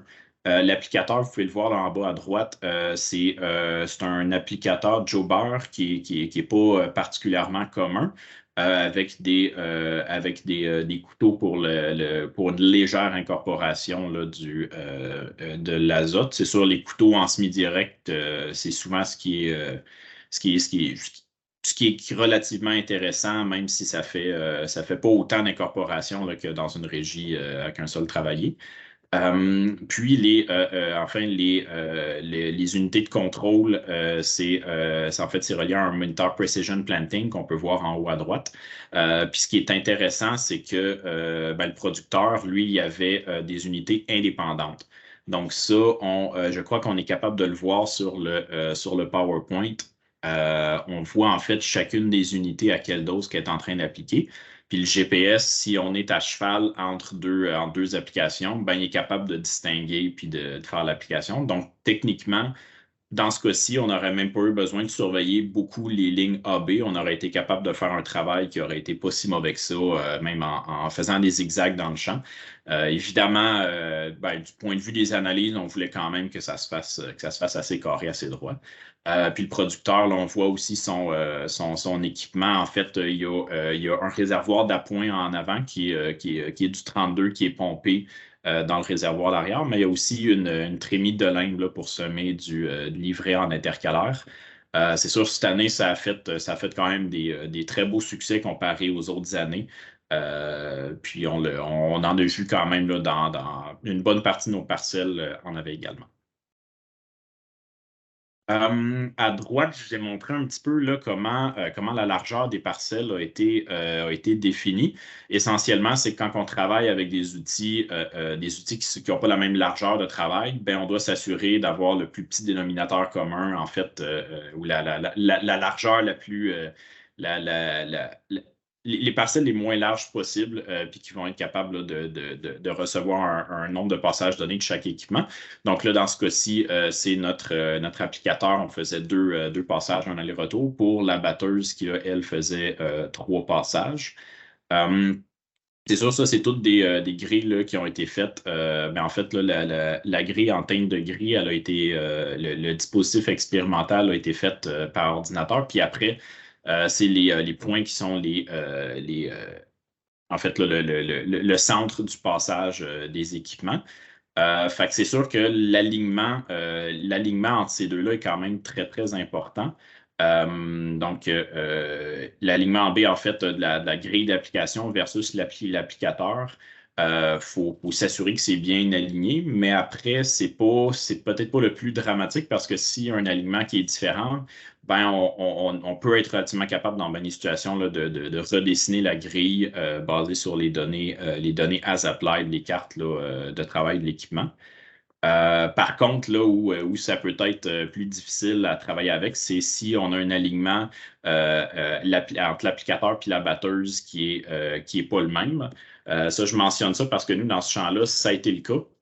L'équipe du projet nous a montré que à une extrémité du champ, tout était aligné, mais que quand on arrivait au sud, à l'extrémité sud du champ, il y avait un décalage. Puis en fait, on le voit sur l'image. L'image en haut, c'est la partie nord du champ. Donc, tout arrivait pas mal légal, mais la partie en bas, on voit qu'on avait un passage de batteuse sur 3 qui ne pouvait pas compter parce qu'il était à cheval sur 2 sections. Donc, on avait là, les données, la moyenne des 2 sections, puis on ne pouvait pas vraiment distinguer ou utiliser ça vu que la batteuse prend des données sur, en fait, prend la moyenne là, de la largeur de la table. Puis donc ça, c'est sûr, ça peut avoir l'air dramatique de perdre le tiers de nos données, mais ce que David Bullock nous a expliqué, c'est que vu la quantité de données qu'il y avait, c'était pas dramatique dans notre cas si on éliminait un passage sur 3, puis qu'on réussissait là, quand même à avoir des données assez intéressantes malgré ça. Mais évidemment, ce que ça dit, c'est que dans le doute, on est peut-être mieux de faire des parcelles plus larges. Comme ça, on répartit là, le coût de batteuse à éliminer sur un plus grand jeu de données. Puis évidemment, c'est sûr de s'assurer que les lignes AB soient bien alignées. C'est quelque chose qui peut sauver du travail par après. Maintenant, ici, ça, c'est 2 cartes qui ont été produites. La première carte, en fait, ça, c'est tiré des données as applied, dans le fond de la carte d'application. Puis donc, là, qu'on voit qu'il y avait en fait, c'est des intervalles, fait qu'il y a des endroits qui changent un petit peu de couleur, mais globalement, ça a été très bien respecté. Puis à droite, là, on a la superposition avec les données de rendement. Fait comme vous pouvez voir, ça a été quand même une année très, très intéressante là, en 2022 dans ce type de champ-là. Donc, il y a eu un travail qui a été fait là-dedans. Là, en fait, c'est que normalement, on aurait eu des parcelles. En fait, au début, on avait des zones d'application qui étaient quand même d'une certaine taille. Puis là, ce que vous voyez sur la carte, c'est que ça a été découpé en petits carrés. Ça, je comprends pas entièrement toute la logique, mais de ce que j'en comprends, ce qui a été fait, c'est de rassembler des données ensemble pour en fait, avec de sorte que les données qui ont un écart type qui est assez faible soient regroupées ensemble là, pour essentiellement comme sous-diviser les parcelles en zones qui vont avoir plus répondu ou moins répondu à la dose d'azote. Ce que ça fait, ce qui est intéressant, ben, c'est qu'on ne pourrait pas, en fait, avec une seule dose d'application, on ne serait pas capable de dire, ben, voici la dose voici la dose économique optimale d'azote. Par contre, si on sous-divise avec toutes les données de rendement qu'on a, de ma compréhension, ben, c'est là où on a différents rendements produits avec une dose, puis qu'on réussit peut-être là, à identifier un petit peu plus facilement la dose optimale ou du moins avoir un jeu de données plus intéressant. Puis, c'est ça, en fait, c'est chacun des petits carrés qu'on voit dans la carte de droite de rendement a été analysé, a été utilisé pour analyser là, des doses économiques optimales d'azote. Ensuite, avec ça, ce qui a été produit, c'est carrément une carte de réponse à l'azote. Donc, ça, c'est vraiment très intéressant à regarder puis à analyser parce que dans un essai classique, ça ne sert à rien de faire une carte parce qu'on obtient une dose pour l'ensemble du champ. Mais là, ce qu'on voit, c'est ça, c'est que, comme on s'en doute un peu, c'est pas tout le champ qui répond de la même manière aux doses d'azote. Je ne l'ai pas mentionné précédemment, oui, c'est vrai, c'est important, c'est que les données sont pas tout à fait justes, étant donné que en fait, à cause que l'applicateur était pas aligné tout à fait avec la batteuse, l'équipe du projet a dit, en fait, ils ont pris les cartes d'application qui avaient été générées initialement, mais nous, on en avait dérogé un petit peu. Là, on avait diminué les doses d'azote des cartes initiales. Fait que c'est pas tout à fait les mêmes valeurs que ça là, pour la dose économique optimale d'azote. Mais ça nous donne quand même un portrait super intéressant parce qu'on voit qu'il y a des zones dans le champ qui avaient besoin d'environ 80 unités d'azote en poste levé, juste après un démarreur, puis des zones qui selon les calculs, on aurait eu besoin de 200. Fait que si, pour ceux d'entre vous qui ont vu ou qui ont fait des essais cette année, c'était effectivement une année où le maïs répondait beaucoup à l'azote. Donc, nous, c'est ça, ça a été calculé là, avec du grain à 340 $ la tonne, puis avec de l'azote 32 à environ 1050 $ la tonne. Donc, c'est sûr, j'ai regardé les prix un peu dernièrement, puis ça serait différent un petit peu. Donc, ça, c'est des données qui sont intéressantes, mais c'est vraiment une photo en fonction là, de cette année-là. Puis même si on rajustait avec les différents prix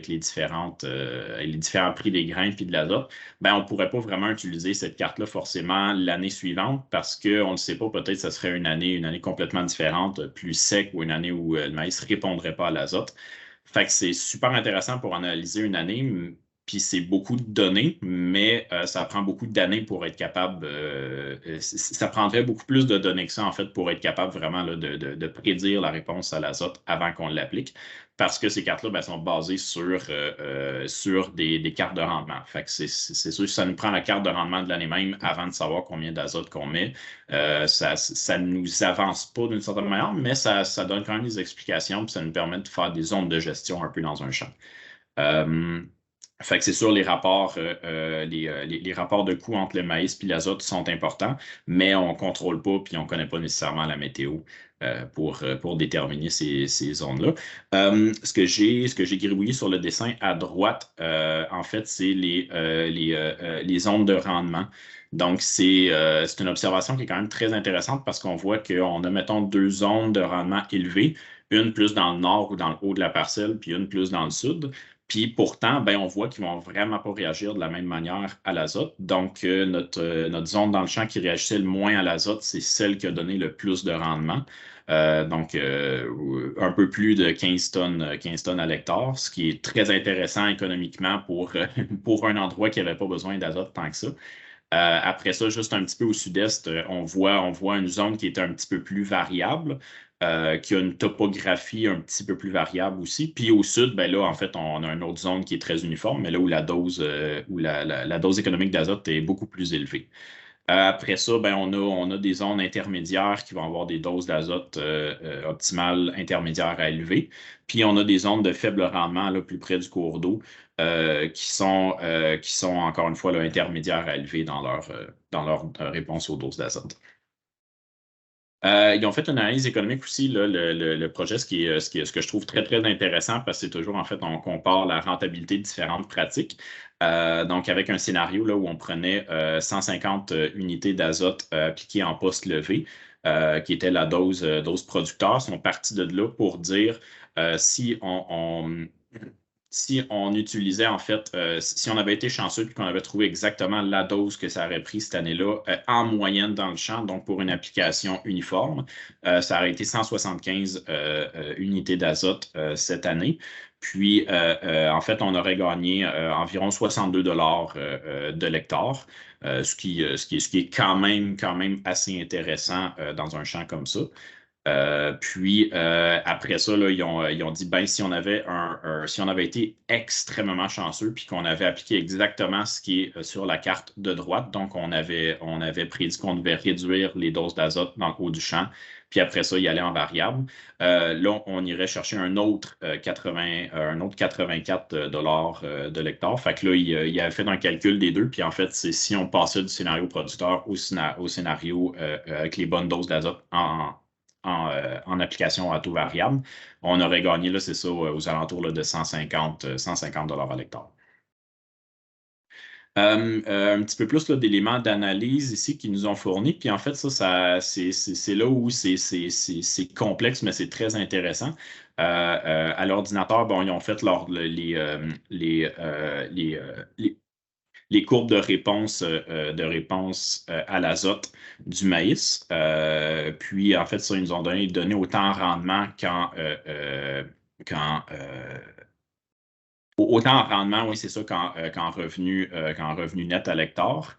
Puis après, c'est qu'ils sont allés séparer ça en fonction en fait, séparer les points en différentes catégories pour différents facteurs. Fait que ce qu'on voit à gauche, en fait, c'est qu'ils ont fait une carte de l'élévation, donc pour dire les points de plus élevés dans le champ, les points plus bas dans le champ. Est-ce qu'on voit une différence Par rapport au rendement, c'est une chose, mais en fait, carrément par rapport à la réponse à l'azote de ces 3 zones de gestion différentes-là. Puis ce qu'on voit en haut, là, on voit les points de couleur, mais on voit aussi les courbes de réponse à l'azote. Puis c'est quand même intéressant parce que quand on fait un essai de même, on le sait que si la courbe a l'air droite, puis qu'elle monte toujours, c'est que ça va quand même répondre beaucoup à l'azote. Puis des endroits là, où elle fait un peu plus la balloune, elle va avoir un point où elle va frapper son plateau un petit peu plus rapidement. Donc, les courbes de réponse à l'azote étaient effectivement assez différentes entre les 3 pour l'élévation dans le champ. Puis, ils l'ont fait ça, en fait, avec, je pense, une bonne demi-douzaine de facteurs expérimentaux.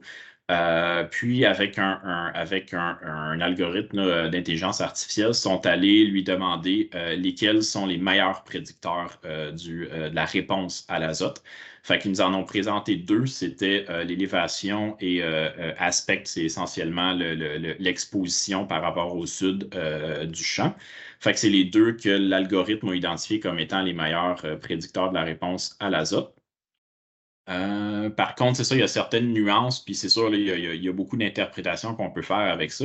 Moi, la première chose que je vois, c'est de dire l'élévation par rapport au niveau de la mer, ça peut être une approximation de beaucoup d'autres facteurs. Ça peut être les types de sol.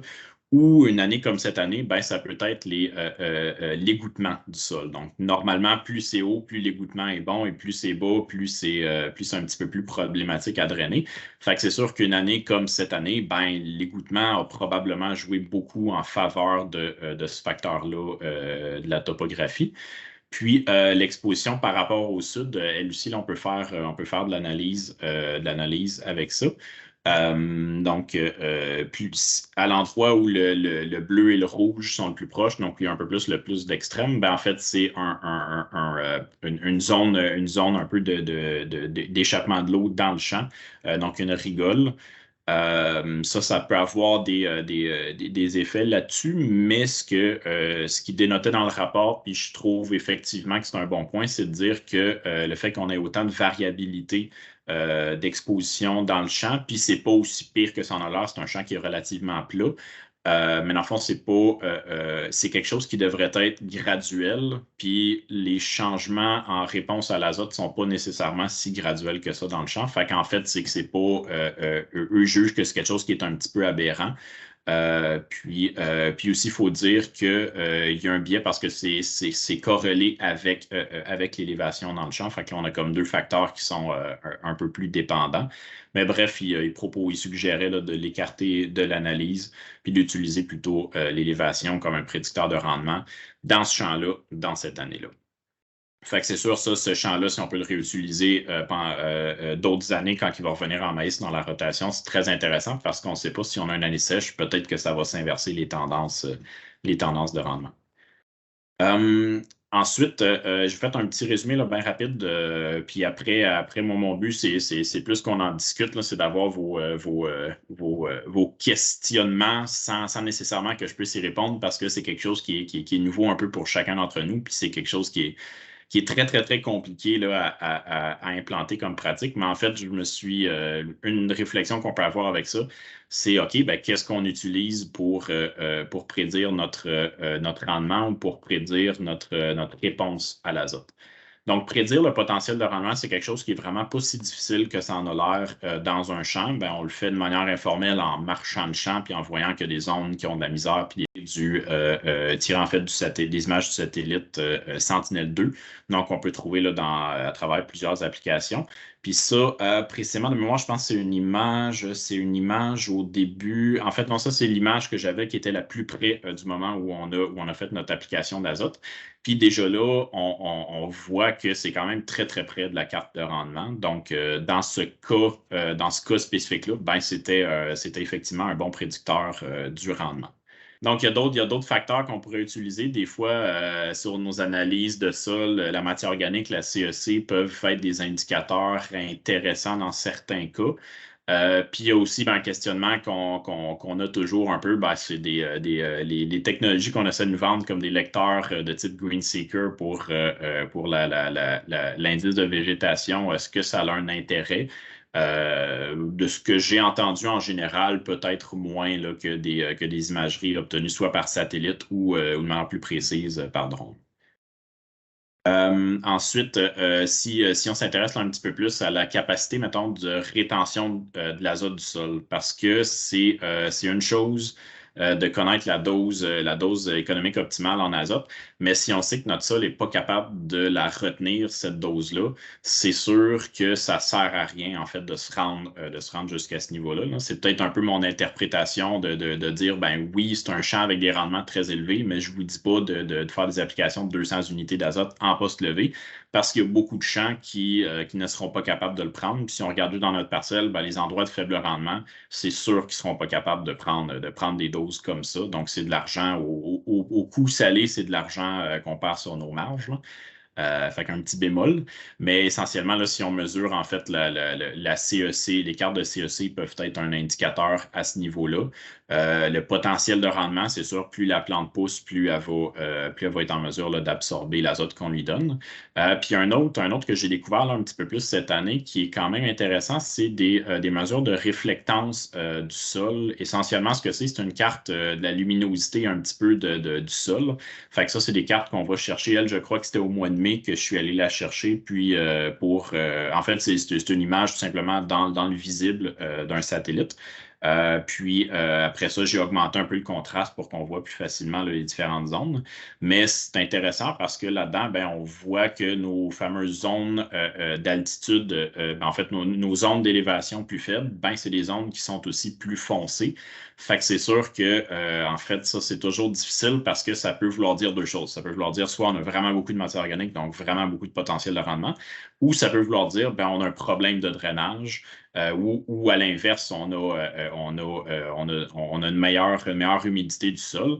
Fait que ça, c'est sûr, dans une année sèche, ça peut être intéressant de voir ces zones-là, mais dans une année humide, comme on l'a eu, c'est sûr que ça n'a pas joué en faveur du rendement. Puis c'est un petit peu comme le producteur dénotait, ben, c'est une zone qui est naturellement un petit peu plus compacte, un petit peu plus difficile à travailler. Puis, enfin, le besoin réel en azote, c'est sûr que c'est quelque chose qui est très intéressant à les mesurer. On n'a pas eu l'occasion encore d'inclure ça dans les analyses, dans les calculs avec le projet, mais on a pris des données là, des données de tests de nitrate en poste levé qui nous ont quand même indiqué, là, c'est ça, certaines zones qui devraient en théorie répondre plus à l'azote et en théorie répondre moins. C'est sûr, si on compare là, complètement à droite avec, en fait, si on compare d'abord à gauche avec les cartes de rendement, on voit qu'il y a un certain lien entre le rendement et les nitrates dans le sol. Mais là où ça se complique, c'est ça, c'est si on regarde les cartes de réponse à l'azote. C'est sûr, pour la partie plus au nord du champ, c'est ce à quoi on se serait attendu. Donc, il y avait, sans que ce soit énormément d'azote, ce n'est pas des valeurs qui justifient nécessairement ce qu'il y a à droite comme dose économique optimale. Pas particulièrement. Mais quand on va dans le sud du champ, c'est là où malheureusement ça se gâte un peu parce qu'on a une zone qui devrait répondre à l'azote pas plus que la grosse zone en haut, mais que lorsqu'on fait nos calculs, ben, elle répondait quand même un petit peu plus. Fait que ça, c'est sûr, c'est des particularités à l'intérieur d'un champ, à l'intérieur d'une saison, puis dans le fond, qui nous dit que le test PSNT, il n'est pas parfait, mais ça demeure un outil extrêmement intéressant quand même là, pour nous permettre, c'est ça, d'évaluer ces cartes-là, parce que je vous dirais, oui, ce serait intéressant d'avoir cette carte-là de valeur avant d'appliquer notre azote, mais cette carte-là est faite avec la carte de rendement. Donc, on travaille avec ce qu'on a de mieux, en fait, là, avant qu'on fasse notre application naturellement. Un dernier petit point, en fait, je veux parler parce que c'est innovant, c'est super enthousiasmant de travailler avec ces technologies-là, mais il faut se rappeler que le niveau de confiance, mettons, des cartes et des résultats qu'on va obtenir, ben, il est entièrement lié au niveau de confiance qu'on a des données qu'on va avoir recueillies. Moi, je connais des situations de producteurs qui se sont équipés avec toutes sortes d'applicateurs à taux variable, mais que finalement, quand on les utilise pas, c'est de l'argent qui dort un peu dans le garage. Ou encore pire, si on pense qu'on sait comment les utiliser, mais qu'on les utilise mal, ben on finit par perdre de l'argent beaucoup sur les marges. Les capteurs de rendement, je pense que c'est un bon exemple. Il faut se poser la question, est-ce que notre calibration, elle est suffisamment bien faite pour utiliser ces données-là? Après, pas parce qu'on a une année de bonnes données qu'on va prédire le rendement de l'année d'après. On a eu un bon exemple là, avec 2-3 années de sécheresse, puis là, après, une année avec plus d'eau, qui a quand même fait varier plusieurs cartes de rendement. Après, il y a un aspect aussi qui est vraiment très, très important, moi, je trouve, avec les cartes de rendement, c'est qu'une carte de rendement n'est pas nécessairement une carte de réponse à l'azote, parce qu'il y a des zones qui vont avoir des forts rendements, puis il y a certaines personnes en agriculture de pression qui disent ben, plus il y a de rendement, plus on doit mettre d'azote. Mais là, on a eu un bel exemple nous, dans notre champ où on avait une zone de champ qui était vraisemblablement en très bonne santé, capable de supporter elle-même des forts rendements de maïs. Puis on avait d'autres zones, c'est sûr qu'il y en avait qui étaient moins bonnes, mais qui avaient besoin de plus d'azote. On avait vraiment une grosse variabilité à l'intérieur du champ. Mais c'est ça, ce qu'il faut se dire, c'est que c'est pas parce qu'il y a une zone c'est pas parce qu'il y a une zone qui a un fort rendement qui a besoin de beaucoup d'azote. Et inversement, c'est pas parce qu'il y a une zone qui a un faible rendement qu'on ne doit pas y en mettre. Puis c'est aussi, moi je trouve, c'est beaucoup lié avec, faut pas se fier aveuglément à ces cartes-là. Il faut comprendre pourquoi le rendement est élevé, pourquoi le rendement est faible. S'il y a une zone de rendement qui est faible parce qu'on a un problème de compaction, il y a toujours un questionnement de dire, ben, on le sait que ça va répondre plus à l'azote, mais est-ce qu'on n'est pas en train d'éviter le problème, d'éviter la vraie racine du problème qui est de régler le problème de compaction? Puis, c'est ça, à l'inverse, il y a des endroits qui vont avoir que ça peut être parce que le maïs a reçu, mettons, il y a eu un croisement, il a reçu beaucoup plus d'azote. Ça peut être pour ça qu'il a été plus intéressant sur la carte de rendement. Mais ça peut aussi tout bonnement être parce que le sol est en bonne santé, que le sol avait un bon égouttement, puis pas nécessairement relié là, à la dose d'azote. Par rapport au NDVI, moi, j'ai toujours une petite réticence. En fait, c'est qu'il faut que le champ faut qu'on ait confiance en nos mesures. Fait qu'il faut avoir été marcher le champ, savoir s'il y a des zones de mauvaises herbes. On veut pas penser que les zones de mauvaises herbes, c'est des zones de haut potentiel de rendement. Donc, le NDVI, ça discrimine pas vraiment là, entre la culture et ce qui n'est pas la culture. Fait que ça, il faut faire attention. Mais nous, dans notre cas, c'était un bon indicateur de ça. Fait qu'encore une fois, il ne faut pas se fier aveuglément à ce que la technologie nous donne. Il faut aller marcher le champ un peu puis sortir l'appel. Puis la réflectance du sol, comme je le mentionnais, ça peut être à la racine, ça peut être deux choses complètement différentes. Donc là, ça, je pense qu'on a encore le temps pour des questions. Là. Je veux nous en laisser quand même suffisamment parce qu'il y a beaucoup de questionnements que ça l'amène, là, des volumes de données aussi importants que ça. Merci, Philippe. Effectivement, oui, ça ouvre les horizons. Moi, qu'est-ce que je trouve intéressant, c'est vraiment que ça démontre aussi la variabilité qu'il y a dans un champ, hein, puis que on a toujours tendance à penser que l'azote est un problème, mais des fois, très souvent, l'azote n'est pas nécessairement le problème. On est capable d'avoir beaucoup de rendement avec peu d'azote. Stéphanie, je te laisse aller avec les questions. Oui, c'est bon. Merci, Philippe. La première question, c'était la personne se demandait pour des études à long terme et faire un modèle économique, est-ce qu'il serait pertinent d'incorporer les données climatiques selon toi? C'est sûr que ça a un gros impact. Mettons, j'ai pas eu cette discussion-là avec l'équipe du projet. C'est sûr que si on veut un modèle qui prédit, je pense que oui, on a besoin là, d'incorporer ça, mais c'est difficile parce que c'est basé sur des données prévisionnelles, puis donc on ne sait jamais vraiment qu'est-ce qu'on va avoir comme saison.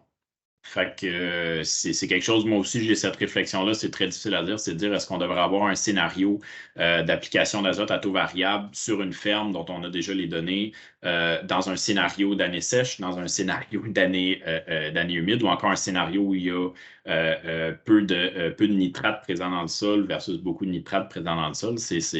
C'est quelque chose qui doit être incorporé d'une certaine manière, je pense, oui, dans les formules à la mesure du possible, mais présentement, c'est difficile à faire. C'est des formules très complexes. Il y a du monde qui sont là-dessus, comme l'équipe du projet, mais ça leur prend un volume de données très important, là, évidemment, pour pouvoir utiliser ça. C'est bon, merci. Après ça, il y a deux questions, en fait, qui vont dans le même sens, à savoir si tu avais évalué l'état de santé des sols là, pour comparer les zones de réponse forte, les zones de réponse faible? Est-ce que tu as fait des profils de sol, entre autres?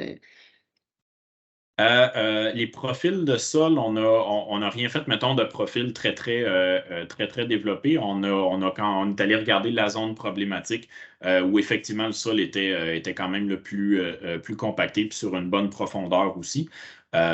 Puis sinon, il est allé là avec des éléments d'historique du producteur. Puis on a fait aussi quelques petites données de granulométrie pour essayer de venir préciser les cartes là, d'infosol. Mais ces données-là n'ont pas pu être tout à fait encore traitées. Mais on le sait qu'en général, en fait, c'est qu'on a deux types de loam argileux. Un qui correspond grosso modo à la zone plus en haut qui répond moins à l'azote. Puis on a un petit coin, on a probablement un petit peu de sable, un petit peu de loam sableux qui rentre dans un petit coin de la parcelle en haut. Là, je vois pas d'autres. C'est bon, merci Philippe. Je vois pas d'autres questions dans le chat. Je ne sais pas si les gens veulent réagir. Ben, j'en aurais peut-être une. Oui. Philippe, le producteur, normalement, dans ce champ-là, est-ce qu'il y a toujours des meilleurs rendements au nord versus au sud? C'est sûr. C'est quelque chose que je sais qu'on les a, les cartes de rendement, mais je n'ai pas encore été en mesure là, vraiment de faire une moyenne dans ce champ-là. Mais des discussions que j'ai eues avec lui, je pense que c'est un patron qui est assez représentatif qu'il va avoir. Justement parce que la zone de moins, mettons la zone au centre à l'est, là, de moins bon rendement, c'est une zone compactée. Fait que autant les années sèches que les années humides, ça ne sort pas très bien. Par contre, si on divise vraiment en bas versus en haut, ça, je ne serais pas capable de dire comme ça. OK. Est-ce qu'on a d'autres questions par rapport à ça? Dans le fond, c'est ça, c'est vraiment d'avoir, c'est des centaines et des centaines de données, c'est des centaines de parcelles de doses économiques d'azote dans un champ. C'est ça qui est quand même fascinant.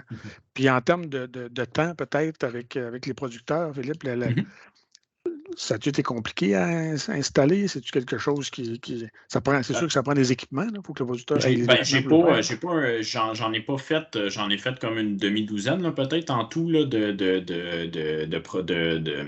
cartes d'application comme ça pour différents producteurs. À date, j'ai quand même été assez chanceux. Je ne sais pas si ça devrait être plus problématique ou plus difficile que ça. On a eu des petits écueils des fois. C'est sûr que c'est toute une question soit de géomatique ou de compatibilité là, des équipements. Évidemment, essayez de ne pas faire votre carte puis que votre producteur l'essaye la première fois dans le tracteur quand il est à veille d'aller faire son épandage, parce que là, s'il y a un moindre problème, ben, le producteur va dire ben, désolé, il faut que je le fasse, fait que je vais le faire. Fait que c'est sûr qu'on essaye là, de faire ça un petit peu d'avance. Différentes machineries fonctionnent avec des petits détails différents, mais somme toute, d'un point de vue géomatique, c'est très, très simple. On assigne une projection, on dessine des polygones, puis en fait, on leur assigne des valeurs. Moi, l'outil avec lequel on travaille avec le producteur, c'était vraiment le fun à travailler. Là, un Precision Planting qui est de ma compréhension un peu la Cadillac là, des moniteurs en agriculture de précision. C'était super facile à utiliser. Puis après ça, ben, le temps que ça prenait, il y a le travail en amont pour préparer les cartes, mais moi, ça m'a vraiment impressionné parce que pour la quantité de parcelles, comme tu dis, Yvan, les centaines de parcelles qui ont été effectuées dans un champ comme ça, le seul temps que ça a pris de plus au producteur, c'est de rentrer la clé USB puis de cliquer sur lire la clé USB. Quand même. Je crois qu'on a quelques questions dans le chat, Stéphanie. Ben oui, il est apparu deux questions. Faire toutes les études de sol, prendre en considération toutes les dépenses au niveau de la machinerie, informatique et autres, est-ce que c'est vraiment plus économique que de mettre une seule dose d'azote? C'est une question difficile à répondre, puis moi, ce genre de questions-là, je réponds toujours, ça dépend. C'est sûr que, mettons, une petite ferme, ça ne vaut pas nécessairement la peine, non, mais rendu à une certaine échelle, c'est sûr quand on voit des cartes un peu comme je vous présente aujourd'hui, moi, je trouve que ça devient vraiment intéressant. Bon, évidemment, le producteur, je ne lui ai pas demandé combien que ça a coûté, mais c'est un de mes clients qui investit quand même beaucoup d'argent là-dedans. Fait que c'est qui comprend l'intérêt puis que ça lui tente de se lancer là-dedans, définitivement.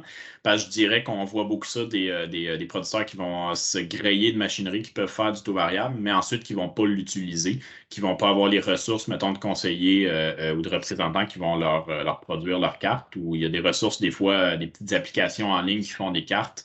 Mais à date, moi, je trouve que ça nous induit beaucoup en erreur parce qu'il sursimplifie un petit peu le processus là, de détermination des doses d'azote.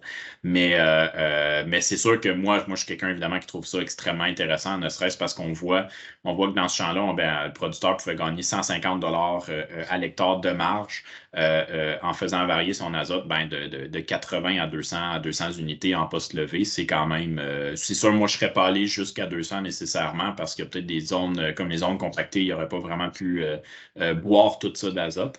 Mais c'est quoi qui est intéressant parce qu'à la fois environnementalement parlant puis économiquement, je pense que c'est justifié. Merci.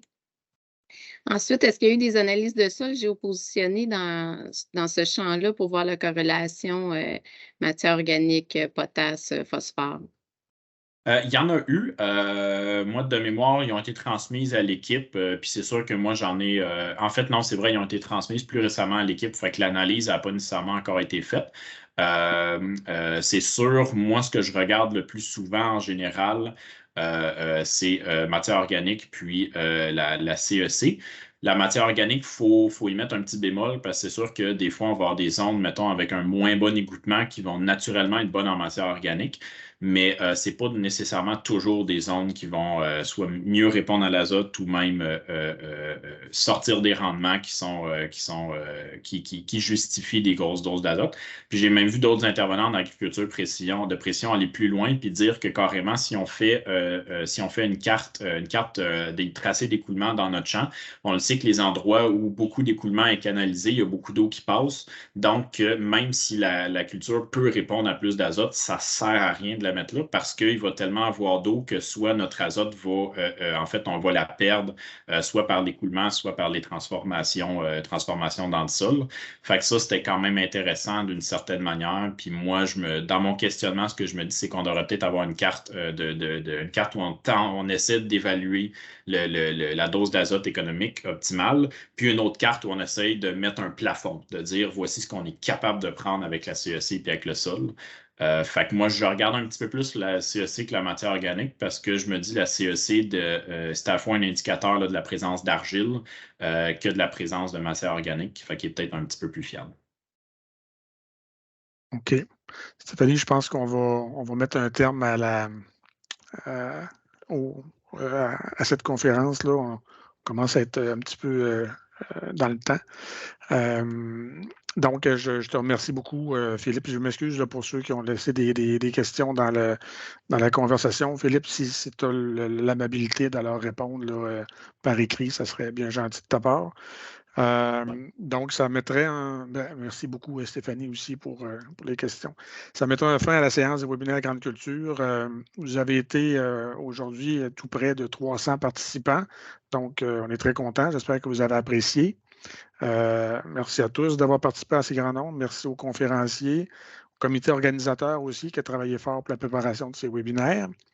Vous recevrez très bientôt un court sondage par courriel. Nous apprécions toujours lorsque vous prenez quelques minutes pour y répondre et nous donner vos commentaires. On se donne rendez-vous pour le prochain webinaire vendredi le 10 mars. Comme pour ce webinaire, vous devez être inscrit via le point de vente pour recevoir le lien de participation. Lors de ce webinaire, on aura une conférence sur comment se préparer aux possibles infestations de pucerons du soya. Et ensuite, on aura un panel de producteurs sur le contrôle des mauvaises herbes, ayant comme thème réduire les herbicides tout en conservant les sols. Donc, sur ce, au nom du comité organisateur, merci beaucoup et bonne journée.